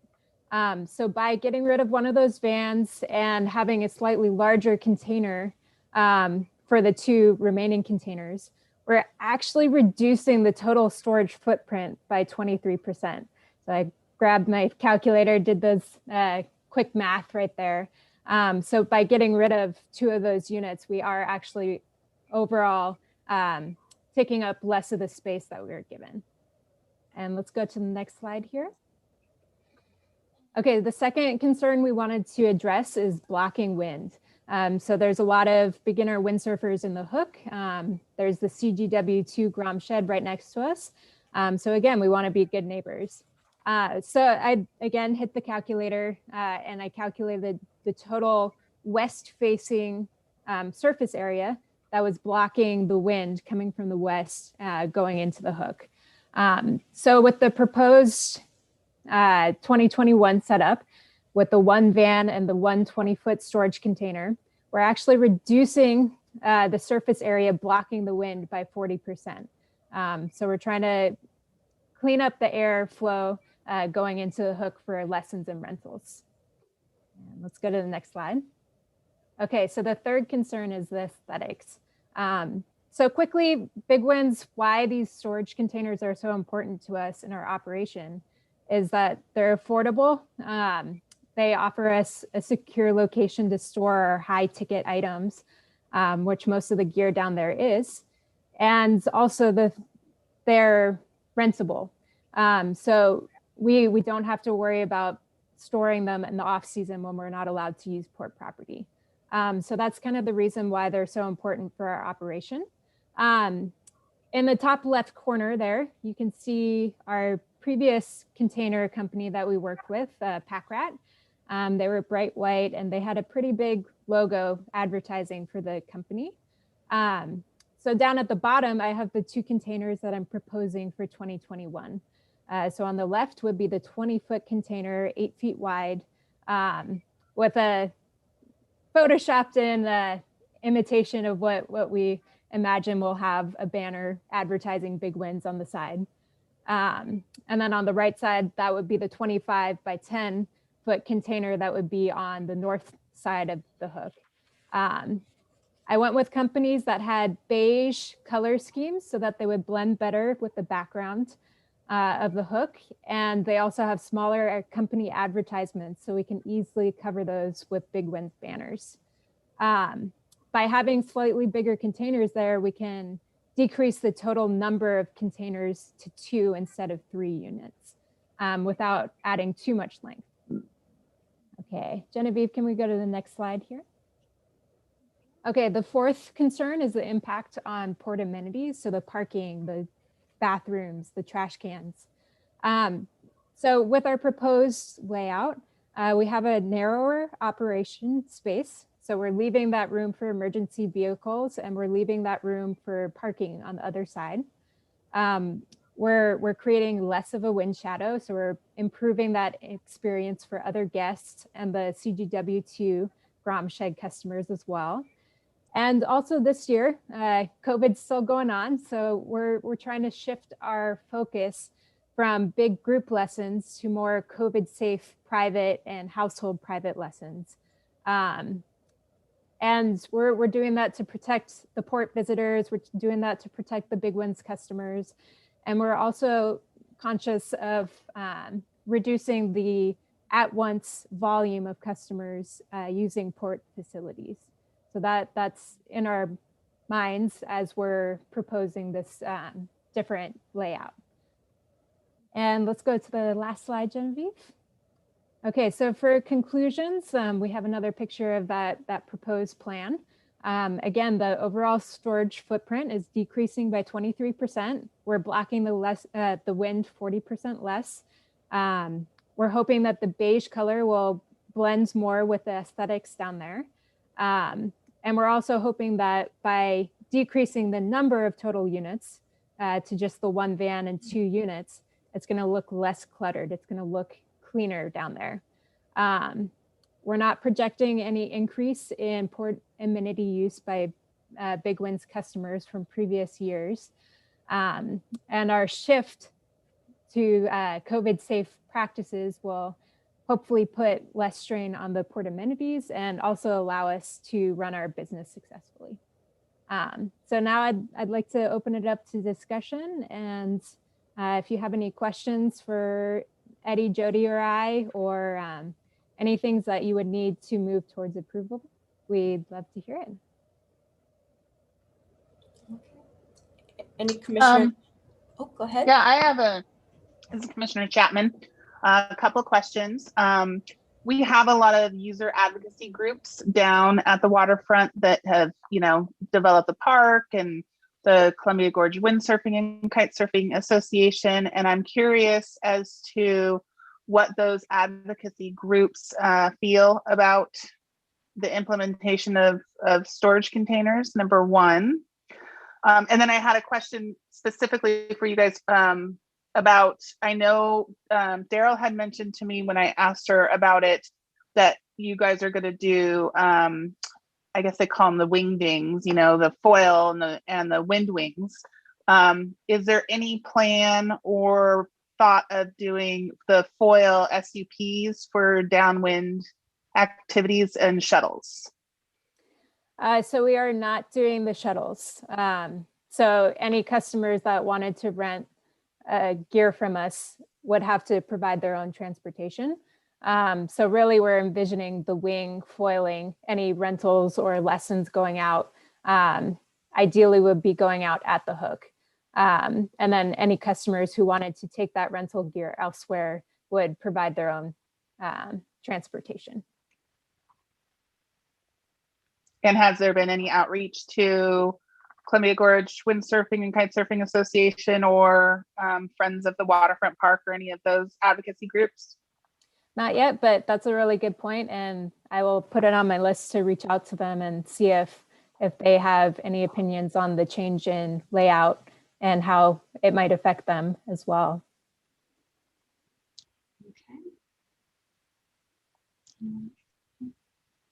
This is Commissioner Shepard. I tend to be a big supporter of businesses down there and wanting to help out. And so I like the idea of helping you guys out. I want to find a way to work this out. I need to be convinced a little bit more that this is not a proposal to turn the hook into Big Winds Hook. Because one thing this commission is very adamant about is access for all user groups, multiple user groups at all times. And I need to be convinced a little bit more. And then I want to hear Daryl's recommendation on this when we get to the end of it as well, please. Okay. And so Ben, in the past, we haven't really been very conscientious about that, sharing that space. And that's really where I was coming from in this proposal. So you might have noticed in the layout, we shifted our resources further to the left so that we were keeping that public access open. So we really want to keep that public access right there at the top of the hook in the corner, and also at the kids camp open for people to use both locations. And we're also kind of consolidating our resources. So we really don't want to take over that corner. We want to share with Justin and CGW too as well, because they're equally present there at the hook. So really, from where we were coming from in 2019, the storage pods we were using were 16 foot by 8 feet. So what we're proposing in the 20 foot by 8 feet is really only expanding by 4 feet while we're getting rid of more than we're adding. So we're trying to consolidate so that we are using that space more efficiently and sharing it better with our neighbors as well. And Connie, I guess, and I appreciate that, do you expect more human traffic to be, and not just, stationary storage, but human traffic for Big Winds to be diverted there that would take away from any other user group's experience, including people just walking up and down? Or do you expect to try to have any events there that would essentially close down the hook for that period of time for the event? And we're not planning on doing any events that would monopolize that area. And actually from previous years to this year, we're really focusing more on small lessons. So again, with the COVID risk, we want to focus more on our private lessons, facilitating kind of one-on-one instructor and student interactions. So what that's actually going to do is reduce the at-once volume of Big Winds customers. Because in previous years, we'd have 20 first-time lessons at a time. And we would be moving more towards smaller groups, max of 10 first-time lessons at a time, for example. So I believe that in our business model, that's really where we're gonna make sure that we're sharing that space and keeping the numbers of customers at a minimum. So we're focusing more on quality over quantity at the Hook. And Thank you, Daryl, appreciate one other question, Daryl. Our other tenants, I'm assuming they've been contacted and shown this proposal, and I'd like to get any feedback that they've shared as well. Yep. And so I can do that. I did briefly speak with Mike from the CGW2, and he was concerned about a larger presence down there. And I spoke with Eddie the other day, and he also confirmed that their intent is not to have a greater presence, but just to shift their business model. What is, do any of the other commissioners have any questions before I give my recommendation that Commissioner Shepherd asked about? Anyone? Okay, so I'd rather hear your presentation. I'll see what you have to think about it, then have a question period after.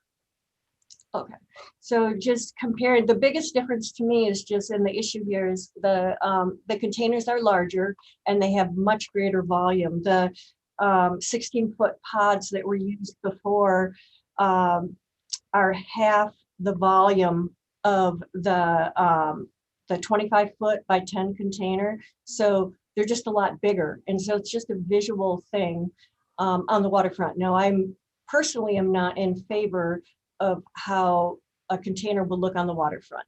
That's just my personal opinion. But I do completely understand why Big Winds would want to use containers, because from a business standpoint, it makes really good sense. I have my concerns about the 25-foot container on the road that runs east-west, because it's 2 feet wider and it's already super tight when you look at the picture of that.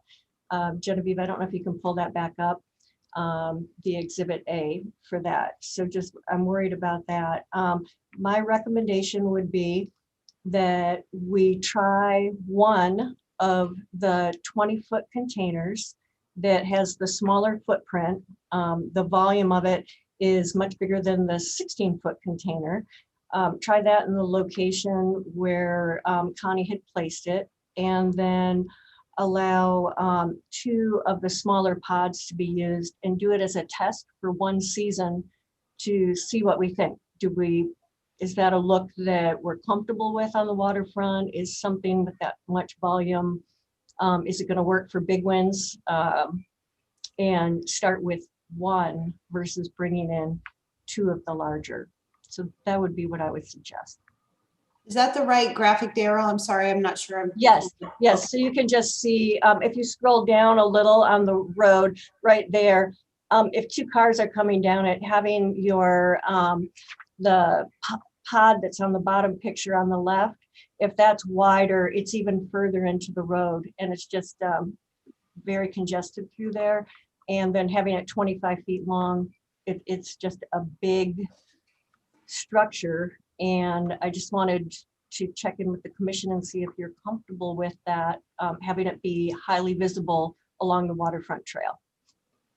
So Daryl, if I can ask you, you suggested maybe using 2 pods in that location. So I think those pods are 16 feet long. So I think it comes down to, do you want a longer length, or because those would add up to be 32 feet long. Right. I would not recommend 2 for that location. I would just recommend 1 for that location. And then if you needed a smaller something in addition to where you had the truck and the other one, for people to be able to get in and out of that area.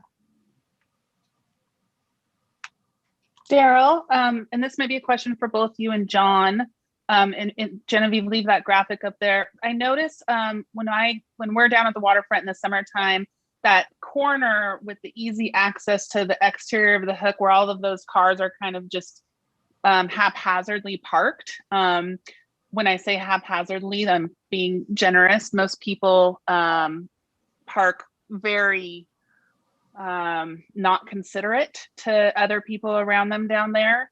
And it takes up a significant amount of that corner there and a lot of that room right by that access. And I get it because they could unload their stuff or their gear or whatever and just walk right down the ramp and get right in the water. Is there something that we as a port can do to better mark parking so that it's safer, so that it will widen that access point a little bit better? John, any thoughts on that? It's a little tricky down there right now. Haphazard is the right word for parking. But yes, we did try to paint some lines last summer, and but that was without having the big winds or the CGW2 structures there. So it was pretty packed without any vendors.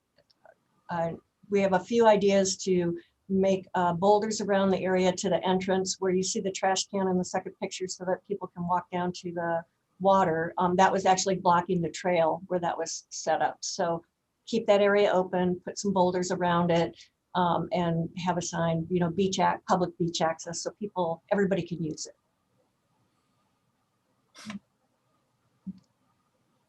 All I will say on the topic is yes, parking is difficult down there. It's a gravel lot. There's no way to structure how people get in there and park.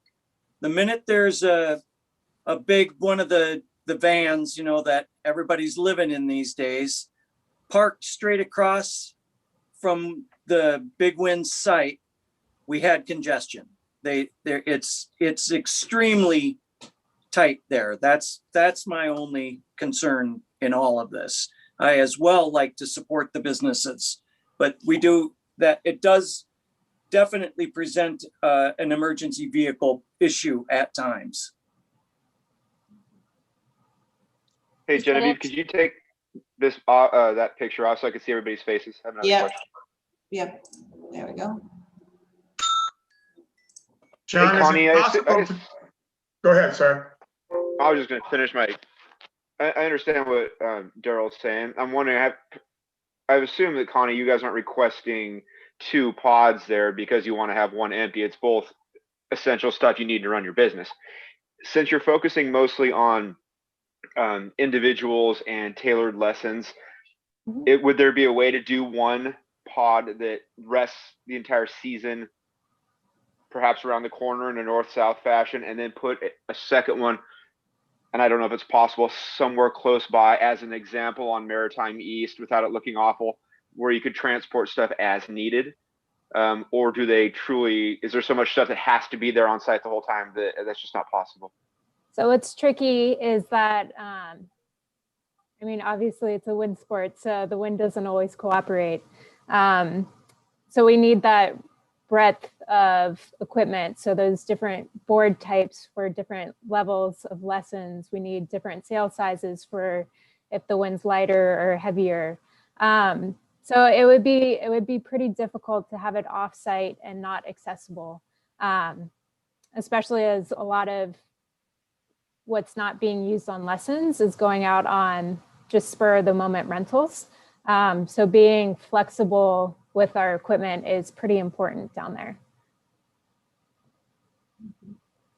So yeah, the 2 pods, I did measure out the space. So it was taking into consideration that we would be losing the storage area of that second van for a more efficient way of using that space, as that second van wasn't servicing us very well in our equipment storage. Okay, thanks. I'm just trying to find solutions here that might work. Yeah, so, you know, again, my recommendation would be to the commission is if you are okay with trying one of the larger volume storage containers, because they are much bigger than the pods. I'd like to move forward with trying one, and then two of the smaller size pods that like they've used in the past. Okay, Daryl, is the problem down there, the parking, that the pods or the storage units or the vans kind of squeeze the space and then makes traffic difficult to get by? Right, the layout from the years of the past, it was the one container, putting the smaller 20-foot container where the old truck was, and the shed would reel that in, so that would work for that spot, and tightening everything up. They've got room to work north-south in that area. On the main road going out, I just think there's too much traffic going through there to have a bigger structure and more activity. And so keeping the one 16-foot smaller shed on that road seems like it would be a lot safer for the cars and for the parking and the congestion. Okay, and then John, really a question for you. Is there any possibility they could be turned and cantilevered over the bank? Ooh, I didn't know about that. I think that's going to get into an expense that they would have to take on to do that, and engineering and concrete footers down in the high water line. And no, I just, I think we got to keep them up on the top. I did like the idea of spreading them out a little bit. Possibly even if having them there, maybe that one option would be to move one of them down to the even further south than the kids camp is. They would still have them on site there. It would pull some of that congestion off that corner. I love their business. They run a great operation down there, and I'm thrilled to have them there. But it does definitely give us a safety problem at certain times. We have seen it when you couldn't get through there with a work truck. With our trucks, cannot get through there. So if we ever had to get an emergency vehicle down there to the end, that would be a problem on the busier days, every day on a busier day. And John, would it help if we sat down and kind of created a plan so that the Big Wind seasonal employees down there could help prevent illegal or kind of impeding parking jobs, so that we can maybe have the best of both worlds. We can have the operational space that we need, but also we're not impeding any emergency traffic, any trucks that actually need to get through there. I think that would be absolutely fabulous. I do, however, worry about putting you guys in the position of doing that. We can't accomplish that with the authority we have at the port. So I worry that's going to become just a task that you will have to stay on every minute of the day. So I'm concerned that would work out, but I would be open to it. Again, maybe on the trial basis that Daryl's talking about, maybe that whole thing is we try it all out like that and see if it works out. Mm-hmm. And in 2019, when I was down there managing the site, we did work with the port to put up no parking signs along our operation, and we did have several occasions where we chatted with port users and asked them to park elsewhere, and they were open to it. Great.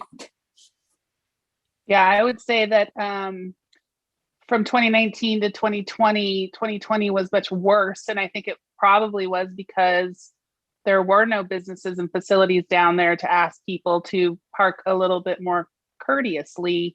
And everyone was just, trying to get out of the water as close to it as possible. So I thought last summer parking down there was much more haphazard and dangerous than prior years before.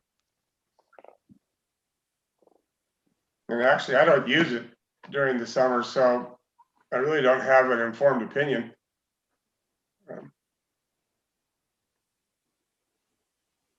I guess. Well, again, like I said in the beginning, you know, I'm obviously a small business owner, so very supportive. I also have seen how vocal a lot of our water users can be, and I worry if we move forward with making a considerable change in the look and feel down there, we're going to have to expect for some pushback, which is why I think it would be better maybe to reach out to some of these advocacy groups prior to, and maybe between John and talking about parking and talking about these user groups, we can avoid a lot of these complaints. Okay, so commissioners, it seems like we've just got a couple options here. Either one, let Big Winds come in and do the 2 big containers. Secondly, perhaps my proposal, try 1 container and see how it goes, see how it feels, see if we like how it looks, and still allow them to have storage with additional smaller containers. Or thirdly, just go back to kind of the size that we had in the past and work with just smaller containers only. So I think that's where we're at, so we can wrap it up here. Daryl, are we on a timeline constraint for this lease? Well, Big Winds does need to make their plans for their summer. It does affect how they'll be setting up their store and how they'll be able to accommodate the shift in growth that they're having. So we do need to. Okay, for me personally, I'd like to meet with you and John on the site and get a better feel of what the intrusion might be, the problems we may have for safety and everything else, because it seems like it could be a problem for it if it does have a boomer of a season for 2021. So is that a possibility that I could possibly meet you on site, you and John? Yeah, definitely. I can mark some things out for you, Hobie, so you can kind of get a good feel for the space, you know, the spatial area there. So Yeah. I would like to join that. Great, John. Thanks. Well, And if I would be happy if you do need me down there to bring our vision kind of to the meeting, I would be happy to do that as well. We'll have so we'll revisit this another time. We'll move forward with setting up then a meeting with Commissioner Strike and Commissioner Everett and kind of draft up a plan and come back to the commission with hopefully something that will work for everyone. all right. I guess then we don't need a decision at this point, and got to get it together sooner rather than later. Yeah. Yeah. That'd be great. Thank you. But Chair Everett, if I could, I might suggest that it not just be whatever is developed here, not just be in terms of what happens with Big Winds in this particular situation. I think we ought to have some sort of a policy with regard to whether it be spacing or the use of containers, whatever, because to me, this isn't the sort of thing that ought to be decided at the commission level. There ought to be, this ought to be a staff decision to me. So anyway, if it requires a policy be established, then let's try to come back with something along those lines so that in the future, there'll be some guidelines that could just be applied and it wouldn't necessarily have to come to the commission for a decision. Yeah, I think that's really good advice. Although I do think that those guidelines should be informed by not only Big Winds, but the rest of the users down there as well. And maybe we could turn that into a policy that, you know, gives a guidance that could be applied by staff like we have on the leasing policies and things like that. And that way we sort of know where things stand. Yeah, I agree. Sounds good. Okay. Okay, thank you for your time. Yeah. thank you. Mhm. All right, Michael, you can't avoid it any farther. Limit posting weight limits on the bridge. Yeah, back to the bridge. So my memo is pretty extensive here. I just wanted to use it as a sort of a mini presentation. We've talked about the background. I just want to make it clear that this new weight rating that's coming at us is not a result of any change to the bridge or deformation of the bridge or deterioration of the bridge.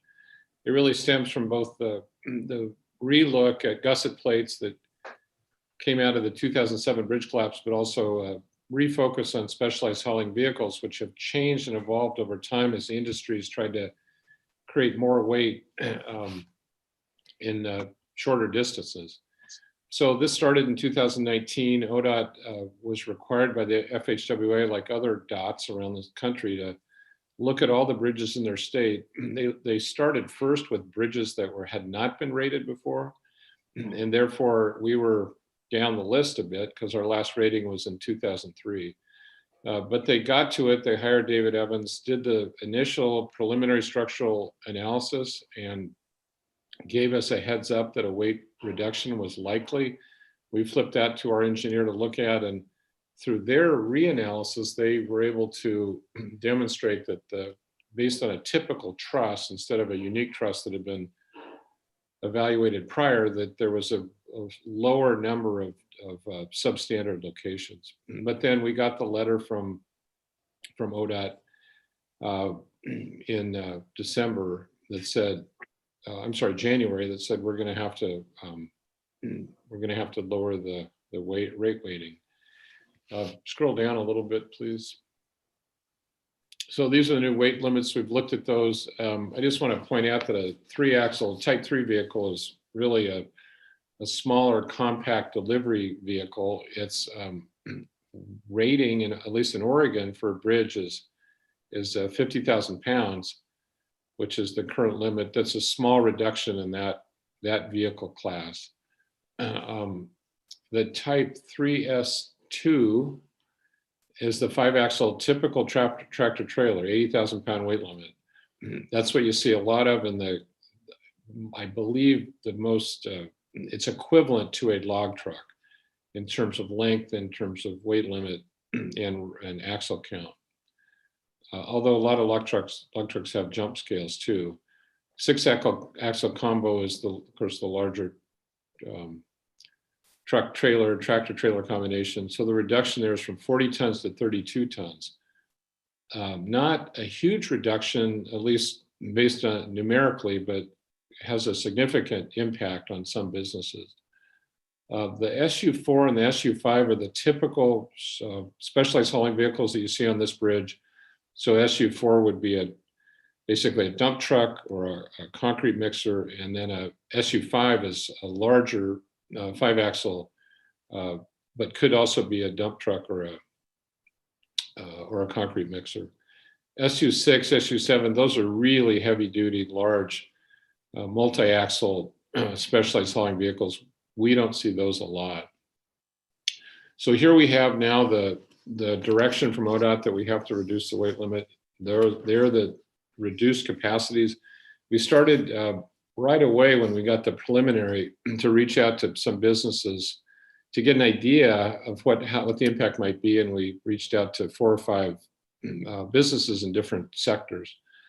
And then when the re-rating was done, the review was done, and we got the heads up from ODOT, we started a more concentrated effort to get the word out. And I was on a radio interview at KHR, and gosh, for the first time, it resulted in several phone calls, so that there is an audience to that show. And these were folks that had heard of comments I made or had listened to them themselves, and they were expressing their concern. And I'm no expert, I want to say that. I've reached out to several. These are people that really know their business, really know their vehicles, really know their market, know what their margins are, and they understand almost immediately what sort of impact that it'd have to their particular business. Fruit, again, I'm going to roll this up in a sort of a summary form and say that I am not an expert, but what I understand is from orchardists that are delivering from the farm to the plant, this is Matt Adams fruit, for many of them, there's this fairly small impact. They can drop a bin or two. It's an inconvenience, but not huge. There are some haulers, some farmers that are taking larger load of bins on flatbeds and such, and that could, for some, it could have an impact taking to the plant. The bigger impact, it appears, is from the finished product leaving the plant. and they need to run at the weight limit to be efficient. And so Mad Adams Fruit has several vehicles, and there's other haulers that are taking it to market that will have an impact. Logs and lumber is a fairly big one. Log trucks run at 80,000 pounds. To take a couple logs off is really inefficient, and they lose their competitiveness when they do so. And there's also chips and other wood products that will run most efficiently at 80,000 pounds. We do have some letters that describe the specific impacts to SDS lumber and several other wood industry businesses. Aggregate concrete, pretty big impact. Taking aggregate gravel mix or concrete to a job site, they will be impacted significantly. And then general are just the semi trucks that do go across the bridge. And sometimes when there's a road closure, there's a lot of them going across. So that's the basic summation of what I understand the impacts would be. When we started the original outreach in 2020, got an idea where some folks are coming from. And then I've developed a sort of an instant contact list of about 12 businesses that are the big ones around here, and one trade association, so that I've got direct contact with folks to let them know on a sort of event by event basis what's going on with this, and asking for additional feedback on impacts to their business. And it's an active group. So I've got some direct feedback there. We issued a press release. Genevieve put a press release together. That's out. And we did send it out to our postpaid accounts, and there's about 354, and those represent 90+% of the folks that haul product, commodity across the bridge. So we have a pretty active outreach effort underway, and calls, questions do come in still via email. So in terms of next steps, we have one immediate near-term next step, and that is within 30 days, we're required to put up new signs. They're fairly small, but they are very specific to a trucker, a driver, and they are the posting according to the vehicle classes. The signs will have to be larger because there are more vehicle classes covered here. And because they're on either SR 14 right away or I-84 right away, we reached out to ODOT and WashDOT, and thanks to them, they've been very cooperative. We'll use the ODOT sign shop to get the signs manufactured, and their crews will then install them within their respective right-of-ways. I don't have a hard number. I'm guessing 10 to 15,000. The signage will not cost much, but we will have to pay ODOT for their staff time to install the signs.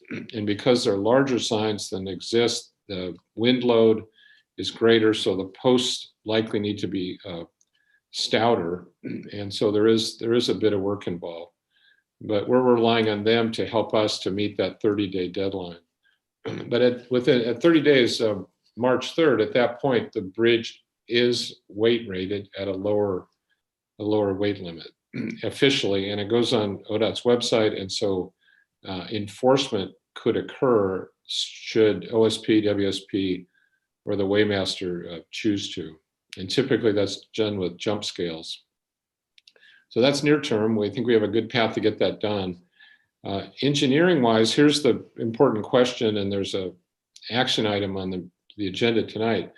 Our engineer that's looked at the ODOT's engineer's work, of course that's HDR, and what they believe is that there are several, maybe numerous points that they believe have a good chance of currently meeting the standard that's applied to weight rating. And I'm going to skip ahead if I could, Genevieve, and look at that diagram. So this is in HDR's report, and this gives you an indication of the number of points on the bridge that are rated substandard. And if you look at most of them, they refer to gusset plates on trusses across the bridge. You see that repetitive comment with 2 locations. Each of those locations has a corollary or a mirror image on the other side of the truss. So every time when you see a box there, it says gusset plates T yield, there's 2 more on the other side. So those, generally speaking, HDR believes may not be an issue, but to demonstrate that to ODOT, we effectively have to run live load testing across each of those structural points. And live load testing means running a vehicle of known weight with strain gauge instruments set up that's driving across and demonstrating or proving up or not whether they meet the 1.0 standard. And I'm not an expert, but I'm trying to describe the fact that there is some subjectivity here. It's empirical, but it's subjective, because when ODOT does their weight rating analysis, or their consultant does, they use a sort of a triage method that's, I believe, was pioneered by the state of Washington. And it doesn't actually measure each point. It looks at the configuration of the gusset plates, compares it to what the gusset plate should be, and it's not off by a lot, but it's off by enough for them to say, no, that's a little bit under the 1.0 standard. So HDR believes live load testing is a good chance of demonstrating that a lot of those gusset plate locations will not be an issue. The more important issues relate to the north ramp, the north approach ramp. There needs to be some additional, more detailed engineering analysis done of that, structural calculations, determination of the various weight loads, live load, dead load, et cetera. And then the same goes with the south approach ramp, the Oregon side, and the first truss. So that gives you a picture. Multiply each of those gusset plate locations times 2. They won't have to live load test all of them, but they will test enough to be able to demonstrate to ODOT, if possible, that they do not require any structural intervention. So if we can go back up to the schedule. So here's the question. Well, let me say it this way. This is a recommendation that we move ahead with that more detailed engineering analysis, live load testing, and structural analysis of the approach ramps and various other limited number of structural points of concern. And through that work, the commission understands whether many of those points are not significant and do not need to be modified. And second, to what degree the points that we know need to be structurally supported or better reinforced, that we know where, how many, and how much to do the repair, what kind of repair and how much to do it. Because the question underlying all this, which I probably should have mentioned earlier or first, is there anything we can do to bring it back up to 80,000 pounds? And I think the businesses that have expressed interest would believe that it's important to their business to get it back up to 80,000 pounds. What I've told them is, we don't know yet what that's going to cost. So if it's a $400,000 or $500,000 fix, that's something that's much more likely to be considered and approved by the commission. If it's a $2 million fix, that's a lot less likely. And I believe that it's important for us to demonstrate that we will do everything we can to find out if it's possible, and then feasible, I guess I should say, because it's possible, but does it make a price point that makes economic sense?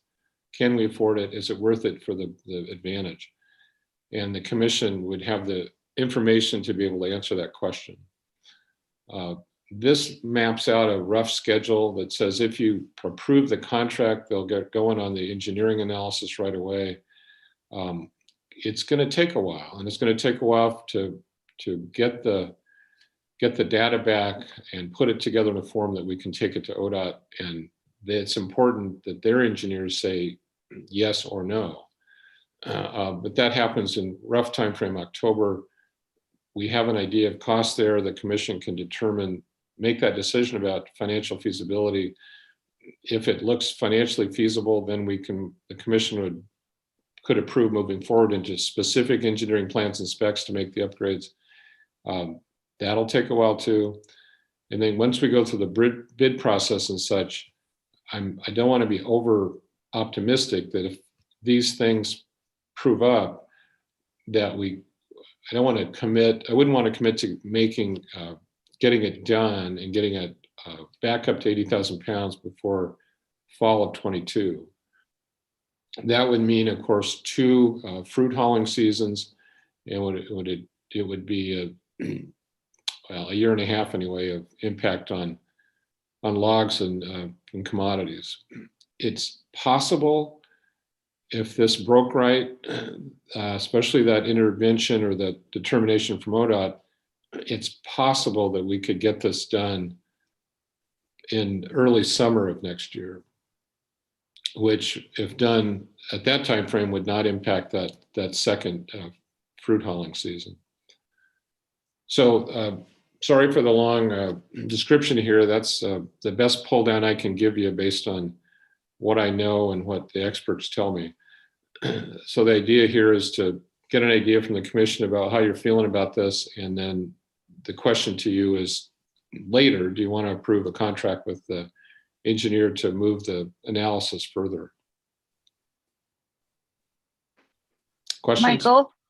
Michael, I have a question and a comment. I was talking with a representative from the Port of Cascade Locks, and they had a significant bridge weight reduction several years ago, and they were able to procure funds from the federal government, which then transferred them through ODOT because they can't take federal funds and collect tolls as an emergency kind of a thing, and they were able to correct their bridge and get it back up to weight. I'm wondering if this is something that we can go to Washington, Oregon, and the federal and say this is, I wouldn't say it's an emergency, but this is an important economic factor in our region, and depending upon what the cost would be to correct the bridge back to an 80,000 pound load, either this could fast track a fund to help us correct it, or maybe this could help trigger a financial package that says it's too expensive to fix this bridge. Let's kick a new bridge into high gear. And I wonder if the Washington legislature, I didn't even thought about that. I wonder if the Washington legislature might be interested in something like that, because Michael can answer this, but my guess is the majority of these 12 businesses are not Oregon-based businesses, nor are they paying taxes here, nor are the majority of their employees living here. So I wonder if Washington would be interested in that as well, because I would agree it's economically imperative that we have this. But I wonder if there's some other avenues there for funding. Yeah, there's a meeting set up with Senator King tomorrow. He's been receiving some inputs from constituents, and so I believe I'm meeting with him or talking to him at 11:30 tomorrow. So the answer to your question is kind of yes and yes. I mean, we need to characterize the problem better to determine if it's possible, feasible financially. And the issue in Cascade Locks was when they went from 80,000 pounds to 8,000 pounds. Well, it's a catastrophic impact. This is important and very impactful to some businesses, but doesn't have that same wide-ranging impact as theirs. So I think we would need to explore the response, but it would not have the same emergency type categorization as theirs would. There's also an issue when federal funds are used for a toll bridge like this. You have to be very careful of triggering a certain act that would modify what we can do with funding. But I would say absolutely, this is something we need to keep in front of our legislators and our lobbyists and see what we can put together. But it's hard to do it without better understanding what we're dealing with. Well, I think that's step one, is figure out what we're dealing with. And then if we can funnel funds through the dots so that it doesn't trigger any federal acts, that would be awesome. Yeah, I think we need to pursue all avenues on this, and that includes whatever emergency funding. And granted, the rate reduction isn't as significant as it was in Cascade Locks. At the same time, they were able to generate money pretty quickly to deal with that situation. And I would think that there should be some level of a similar response here. That doesn't preclude us moving forward with an engineering analysis, because I think we need to take all steps. And looking at that particular action item that's coming up in a little bit, that I don't think we can justify not pursuing that, given that that cost estimate. I think we have to do that as well. But I wouldn't necessarily think we need to wait a year and a half to deal with this, and just follow that as the only avenue. I think we need to make some noise about this one. I think we need to be in touch with the folks in Washington and in Oregon, our elected representatives in ODOT. This is a significant economic impact, and people need to step up, and these agencies need to step up and help deal with this. Okay, loud and clear. One thought, Michael, is if you meet with Senator Curtis tomorrow, he probably has letters and input from his constituents that we have not seen at the port. And all of that can be consolidated into our package of why this bridge replacement is imperative. I want to point out the obvious irony is that asking for money for a new bridge at the same time we're asking for money to fix a current one. That's a sell. We got to figure out how to message that. Well, hopefully we'll give them a sense of urgency. I guess depending upon how much the repairs are estimated at, we can say, look, it's not worth fixing this old bridge. Now let's emergency fund to get a new one. Yeah, it's a message that helps in that way. Absolutely. Okay, I think I heard you all loud and clear. Any other questions, comments? Okay. Okay, executive report.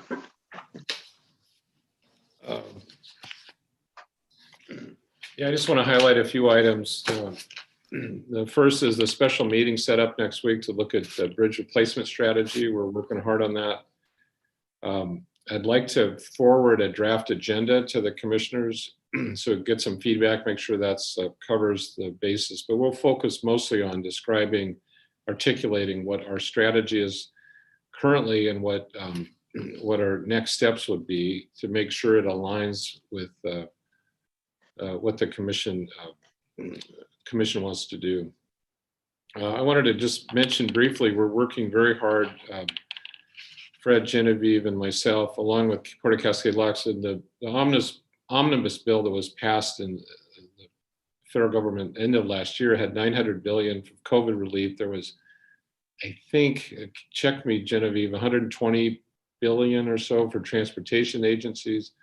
And included in that, thanks to IBTTA, which is one of our associations we belong to that Fred is very active in, it was successful in including within that legislation a specific reference to tolling agencies and specific conditions upon which they would be eligible for relief. That it did say, though, in the legislation may, it didn't say shall. So it's really up to the DOTs to decide how they want to distribute the money and whether tolling agencies would be part of it.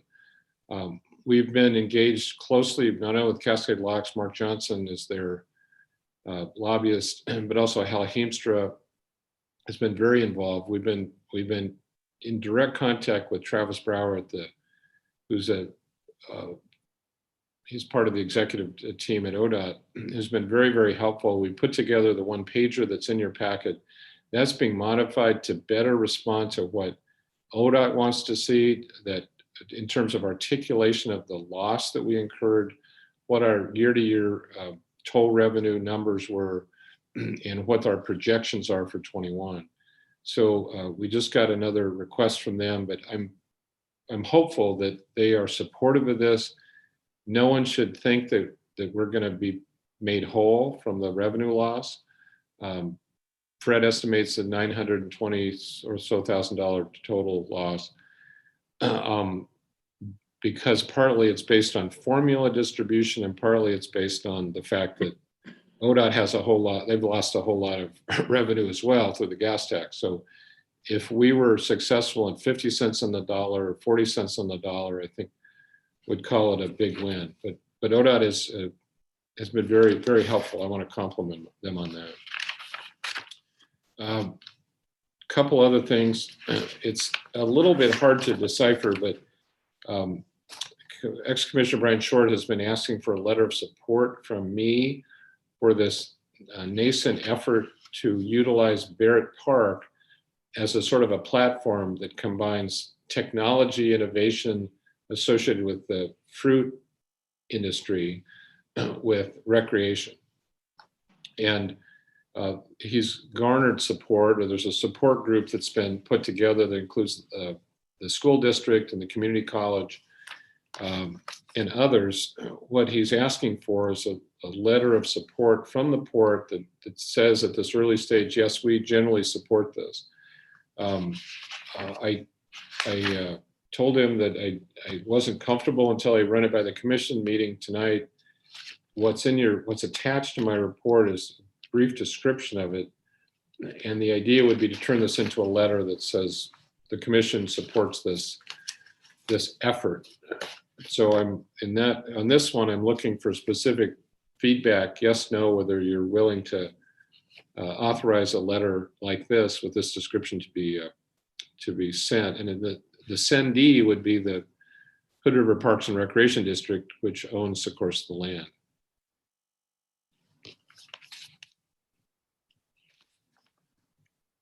Maybe a thumbs up or a thumbs down. Let me say this, Michael, I'm not sure. I mean, I support the idea. I'm not sure from a land use standpoint, I'm really not, whether or not Barrett Park can serve in this capacity. It's high value EFU, you know, there's a lot of issues about that when they tried to develop ball fields on it and that sort of thing. So I'm not sure, but I support the concept of it. I definitely do. With a caveat, I'm not sure this is in compliance with the land use code, but I like the idea of it. Okay. I like it as well. I think anytime we can support our youth in our community and get more programs available to them, I'm all for it. Commissioner Strike, you okay with it? Okay. All right. Let's see. And then last item is under. You don't want to know if I'm okay with it? I want to know. Geez, I knew I'd do this someday. Commissioner Doesn't Shepard. matter. It's fine. Ouch. Yeah, of course I am. Thank you. All right. All right. Thanks. Well, last item is this. Ann has put out an FBO request for qualifications. It's out on the street. The deadline is Friday. If there's more than one respondent, then we will need to put a selection committee together. Ann would like a commissioner to volunteer to be on that. And if we only get one or none, well, none is a different matter. If we get one, then it would be effectively be a sort of a negotiating team. Because I know there's been questions and some ideas about how we might formulate the scope of work and the services provided and the payment mechanism and such for the FBO. So the request is for a commissioner to volunteer for one of those two committees or groups. Or you can volunteer someone. You can volunteer another commissioner too. That's called volunteer. Michael, have we looked into possibly filling that position, that requirement within port staff? have we took the numbers of capital we spent with having an FBO ran by a third party, with the loss of revenue for the leases of the building they maintain and they use, taking all that capital and putting it towards an actual employee for the Port of Hood River? Have we run those numbers? I'll say not specifically around the numbers, but the rough cut we have done. And I recall a few years ago, several years ago, there was someone that said, hey, I'm interested. I can be a half-time employee. And at that time, we kind of looked at what the pluses and minuses and costs would be. I think that's a fair suggestion, and we should do that in comparison to if we get a proposal, what the proposal or what the response might be and what makes the most sense. Yeah, because when I ran the numbers just briefly last time in the packet, you had a breakdown of the hangars they're using and the lost revenue that they're actually acquiring. It may be a situation where it may pencil, Mike, for you to have another employee, and then we get the revenue sales for the petroleum, and we're going to more and more self-service things. I think in business for yourself, I'm going to ran those numbers automatically to see if I could have somebody on staff do it, or to increase our employment by one person or two people. I think it's important to us to do that as a possibility. It may be more cost effective, and also you have more control of what goes on out there. We've lost that in the last few years, and we're having these problems from our constituents. And by having our own employee out there, we'll have much more control, I feel. We don't have to worry about dealing with legal contract or Jerry writing up with a third party being involved. It's under our umbrella. It's under our liability insurance we, the port, already provide. So I think personally, as one of the board members, I think we should run the numbers, run them accurately, and see if it does pencil. Even if we do get 2 or 3 applicants for the FBO opening, it may be an opportunity for us to right the ship again for the noise abatement we're having, and maybe get the constituents back on our side. Mm-hmm. Okay, yeah, good suggestion. Since the deadline is just a couple days away, we'll see if we get a response at all. But that, I think we go into any negotiations with that comparison in hand, so we know what the alternatives are, and from a monetary and qualitative standpoint. So, point well made. And are you still looking for a commissioner to sit on the committee, or to assess the proposals that we haven't received yet? Well, optimally, yes. It's not critical. You're still going to see any comparisons. You're still going to see what comes back. And so this is more like offering an opportunity. It's not an imperative. Yeah. And we don't have any proposals at this time? As I understand it, no. The deadline is Friday. Right. Well, does any commissioner have an interest in reviewing or weighing in on what proposals we get for the airport?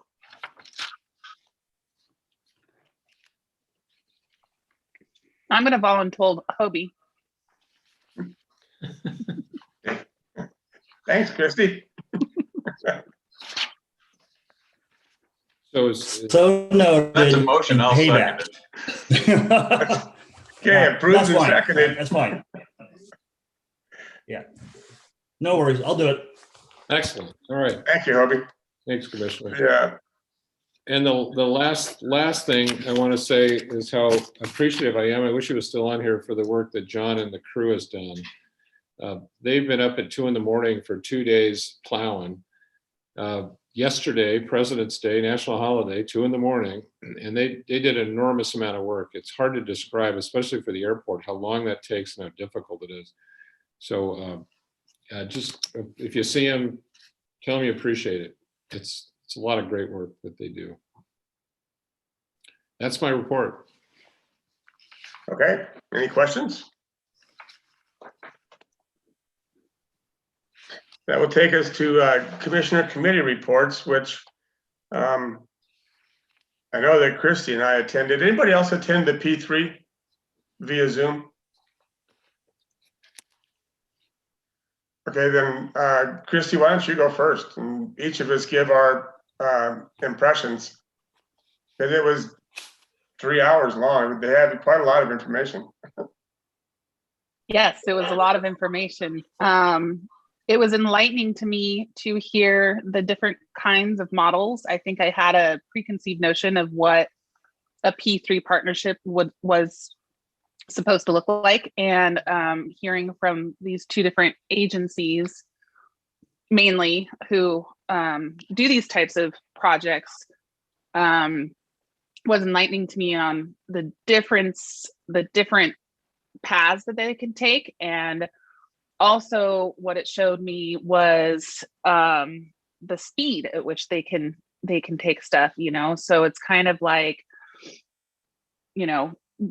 again, kind of thinking about the big picture of this weight reduction in our bridge load. And do we want to consider the possibility of pivoting and working with a company or an agency that could maybe get us a bridge in 3 years as in constructed, or do we want to continue on the path line that we're on to get it built with as many federal and state dollars as possible? But the biggest takeaway that I had was I was always under the preconceived notion of we either go P3 route or we go federal route, and they're very different routes. And from one of the companies that gave their presentation, there's a way to kind of do them congruently, which I kind of like that aspect of, so we could get this kind of forward moving motion a little bit quicker, but still be pursuing these federal and state dollars to help keep the bridge costs down for the end user. So I thought it was very informational, and it kind of makes me think that we should explore the option a little bit more on behalf of our constituents. And I know that we're having a check-in on, is it Friday, Kevin? No, Tomorrow. Tomorrow at 2 o'clock. Tomorrow. So so many meetings. So we're meeting tomorrow to kind of have a check-in with all of the group. And so I'll be very interested to hear in their feedback on what they kind of think should be our path moving forward. Did I get it, John? Yeah, I think so. I had much the same impression because we had presentations from two P3s, and they were really night and day kind of companies. I did get clear finally on, at least I think I'm clear on what the P3 motivation is. For example, one of the companies represents the federal pension fund for the country of Canada. And that's where their money comes from. So when they're talking about funding our bridge, they talk about their funding stack, their tranche of funds. And first you got your TIFIA loans, or no, I guess first you got grants. If we can get any money for free, that's the best money. Then there's TIFIA, which comes at half of the 10-year treasury. Then there is whatever state monies or contributions to our thing. At the end of this tranche is what they call equity. And that's like 8% money, 10% money. And their point was that money might be 8 or 10% money, but it only adds a point to our financing loan because they're so good at getting all this cheaper money for us. And then they're also so good at putting together the contractors and the designers that we save a lot of money there, both in how we do it and not making mistakes. So I got convinced that there is value there to be had if we can get our hands around it. And that is versus what we listened to from Chuck tonight, where we get owner's rep on board. And I don't think we can avoid an owner's rep at this point. We need professional input to our decision making. But whether we take that owner's rep all the way to designing and contracting a bridge on our own dime, or getting that professionalism from a P3, that's an open question in my mind. And I was pretty skeptical before. So good meeting. John, Christie, in those meetings, did any of the P3 representatives speak about ROI? You mean for John? them? Yeah. Well, I had to read between the lines to get it, but yeah, he said, I want 8% on my money. But that's not going to cost you 8 because I'm such a small piece of your package. I'm bringing a lot of expertise and I'm only adding a small bit to your financing cost. But he wants a good return on the, what he called equity. I think we'd end up saying, how much equity are we willing to give away? The one thing that I really liked which- about, oh, sorry, go ahead, Hobie. Oh, you say as far as equity, i.e. means ownership, right, John? No, I asked that specific question. Go ahead, Kristen. Oh, I said the one thing that I really liked about that particular company is that they don't believe in having ownership in a public transportation asset. And they really felt that the ownership need to be maintained by either the Port of Hood River or this bi-state bridge authority in the long run. And so that was one of the takeaways I had, was the concern of allowing another company to be able to allowing an outside company to have control over the tolls. And that's one business model that we heard, but the other business model that we heard, it's a team effort. And so if the port were to move forward and go into a P3 with a company like the second one that we heard from, and the name is escaping me and I apologize. I want to say it's Yardley, but that's not correct. Plenary. That's it.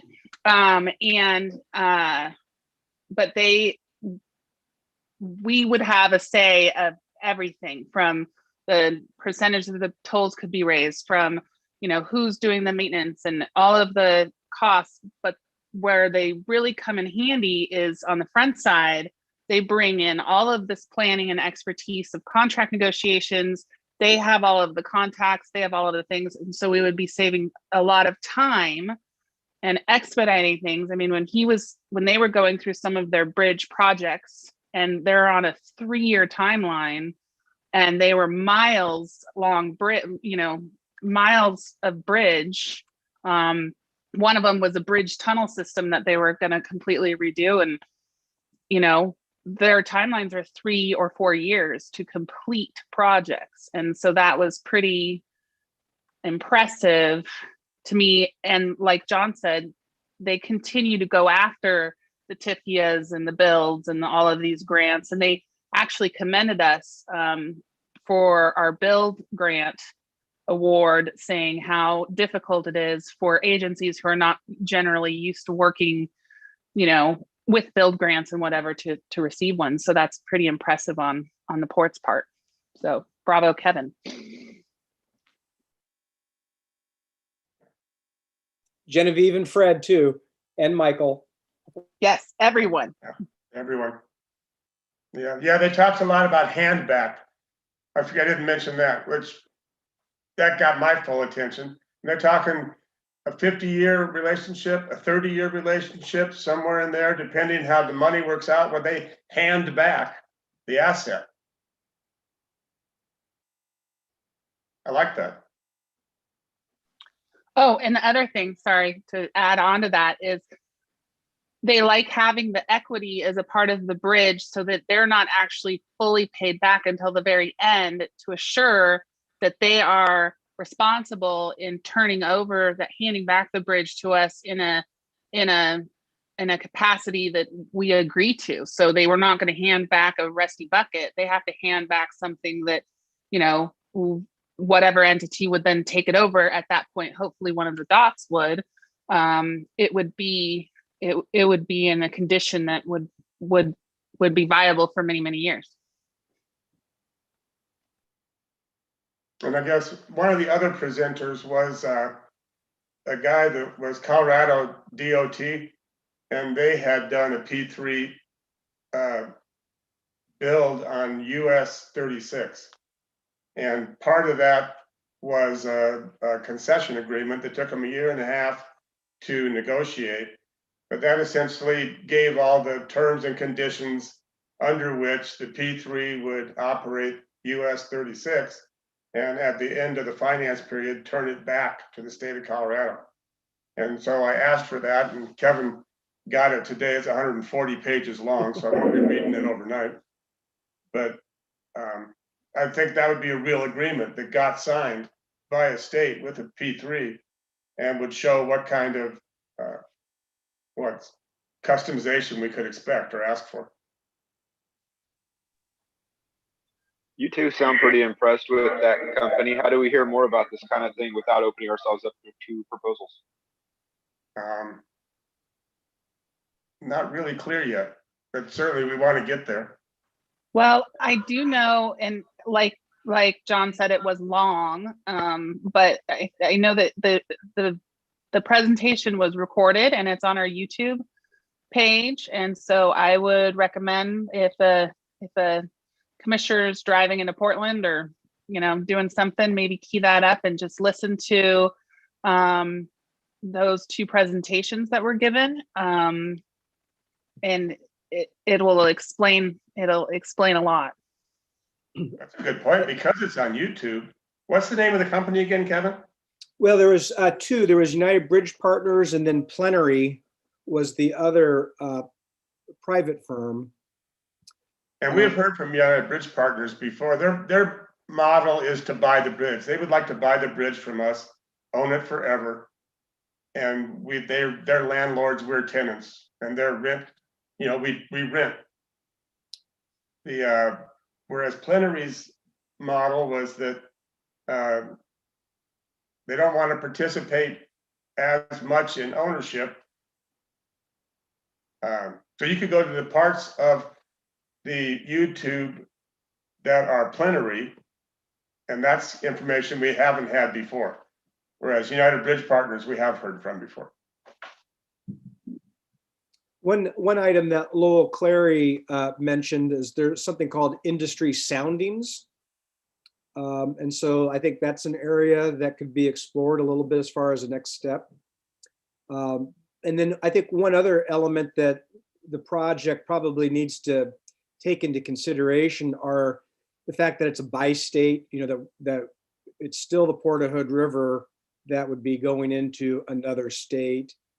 Siegel has said that there are potentially some legislative changes that need to occur in Washington. So, those would obviously need to be explored and understood.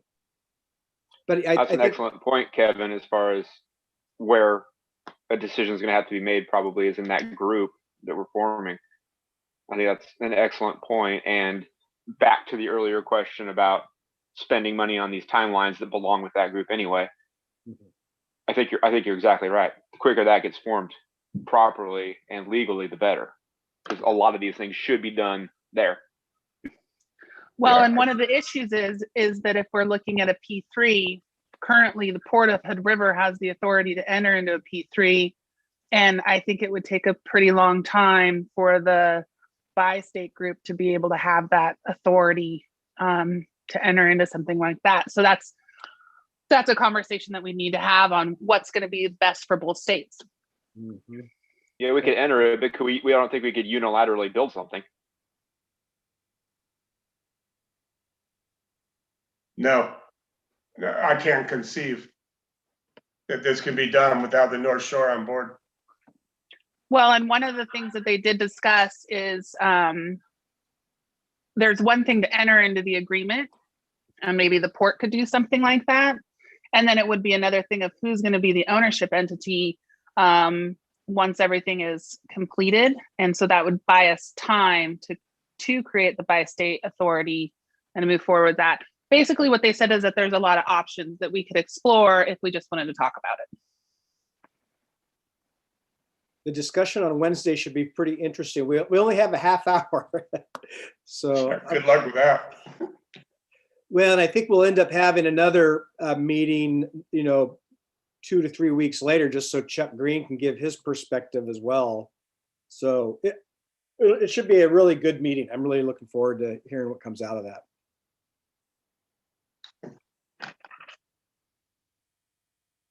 Any more questions, or Chrissy, you got anything else to say? All right, action items. We got number A is to approve the amendment number 4 to contract with WSP USA for environmental services. Kevin? I think you heard a pretty in-depth analysis. My recommendation would be to authorize amendment number 4 between the port and WSP.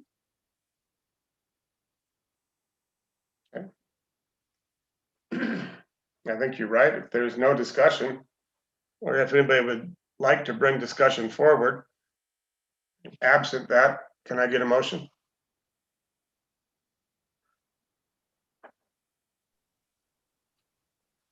I move we authorize amendment number 4 between the Port of Hood River and WSP USA for environmental services related to the bridge replacement project.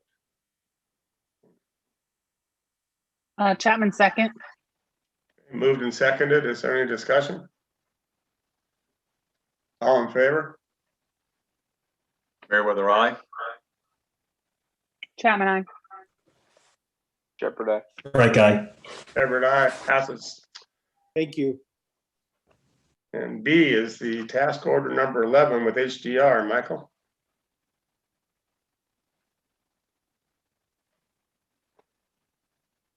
We've talked this over pretty well. I just did want to point out that this is probably a 3-phase effort. There will be amendments. Don't be surprised if there are. This first step is to get them going on the engineering analysis. Once they understand the specific protocols for the live load testing, that will likely require an amendment. And then we get to the point where there's a feasibility call made. If it's called to the good and we need to move forward, then that would require an amendment to do the plans and specs.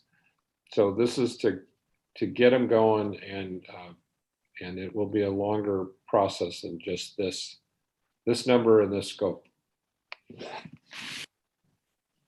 And Michael, they're going to work all this out with ODOT, right? So that we know that what they're striving toward or working toward is going to be acceptable based on the information. Yeah, no, very good point. Absolutely, they have to, because ODOT has kill rights over any weight rating. And Michael, pursuant to this, we're also going to be exploring seeking, I wouldn't call it emergency funds, but making this a very important issue with both states and feds. Absolutely, yes, I heard that very clear. Then if there's, well, I'm good. Okay, can I get a motion? I'll approve the task order number 11 to the master service agreement with HDR Engineering for engineering services associated with the weight rating reduction of the bridge not to exceed $58,000 plus reasonable reimbursable expenses. Strike second. Okay, moved and seconded. Any discussion? All in favor? Chapman, aye. Strike out. Shepherd, aye. Meriwether, aye. Everett, aye. Passes. Any commissioner have an issue they'd like to bring forward on commission call? Commissioner Strike, I just like to have maybe Jack or Fred call me. I need a new laptop. I need a bigger laptop. So have that phone call, contact me. And this is kind of off the cuff comment, but Kevin, on all our renderings of the new bridge, it shows, I believe, the walking pedestrian path on the west side of the bridge. Is there a reason for that?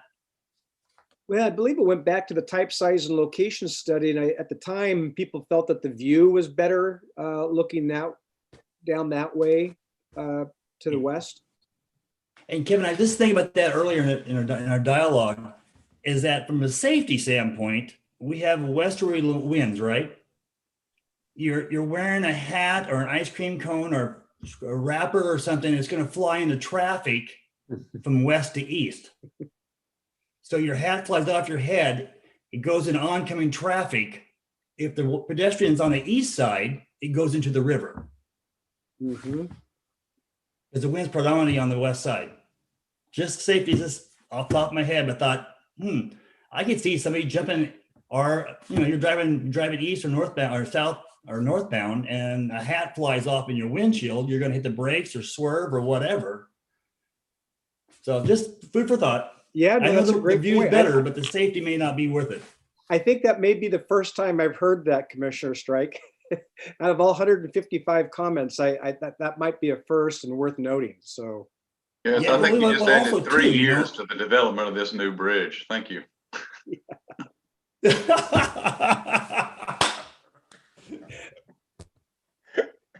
You're welcome. All right, well, that was fun. The executive session is up next. And so what, I recess regular session and you take us offline, Genevieve? Or do I open executive session first? You recess, but you state what the executive session is going to be in regular session, and then you recess, then you go into the executive session. Thanks, Chair. Yeah, okay, so next we're going to executive session under ORS 192.6602E, real estate negotiation.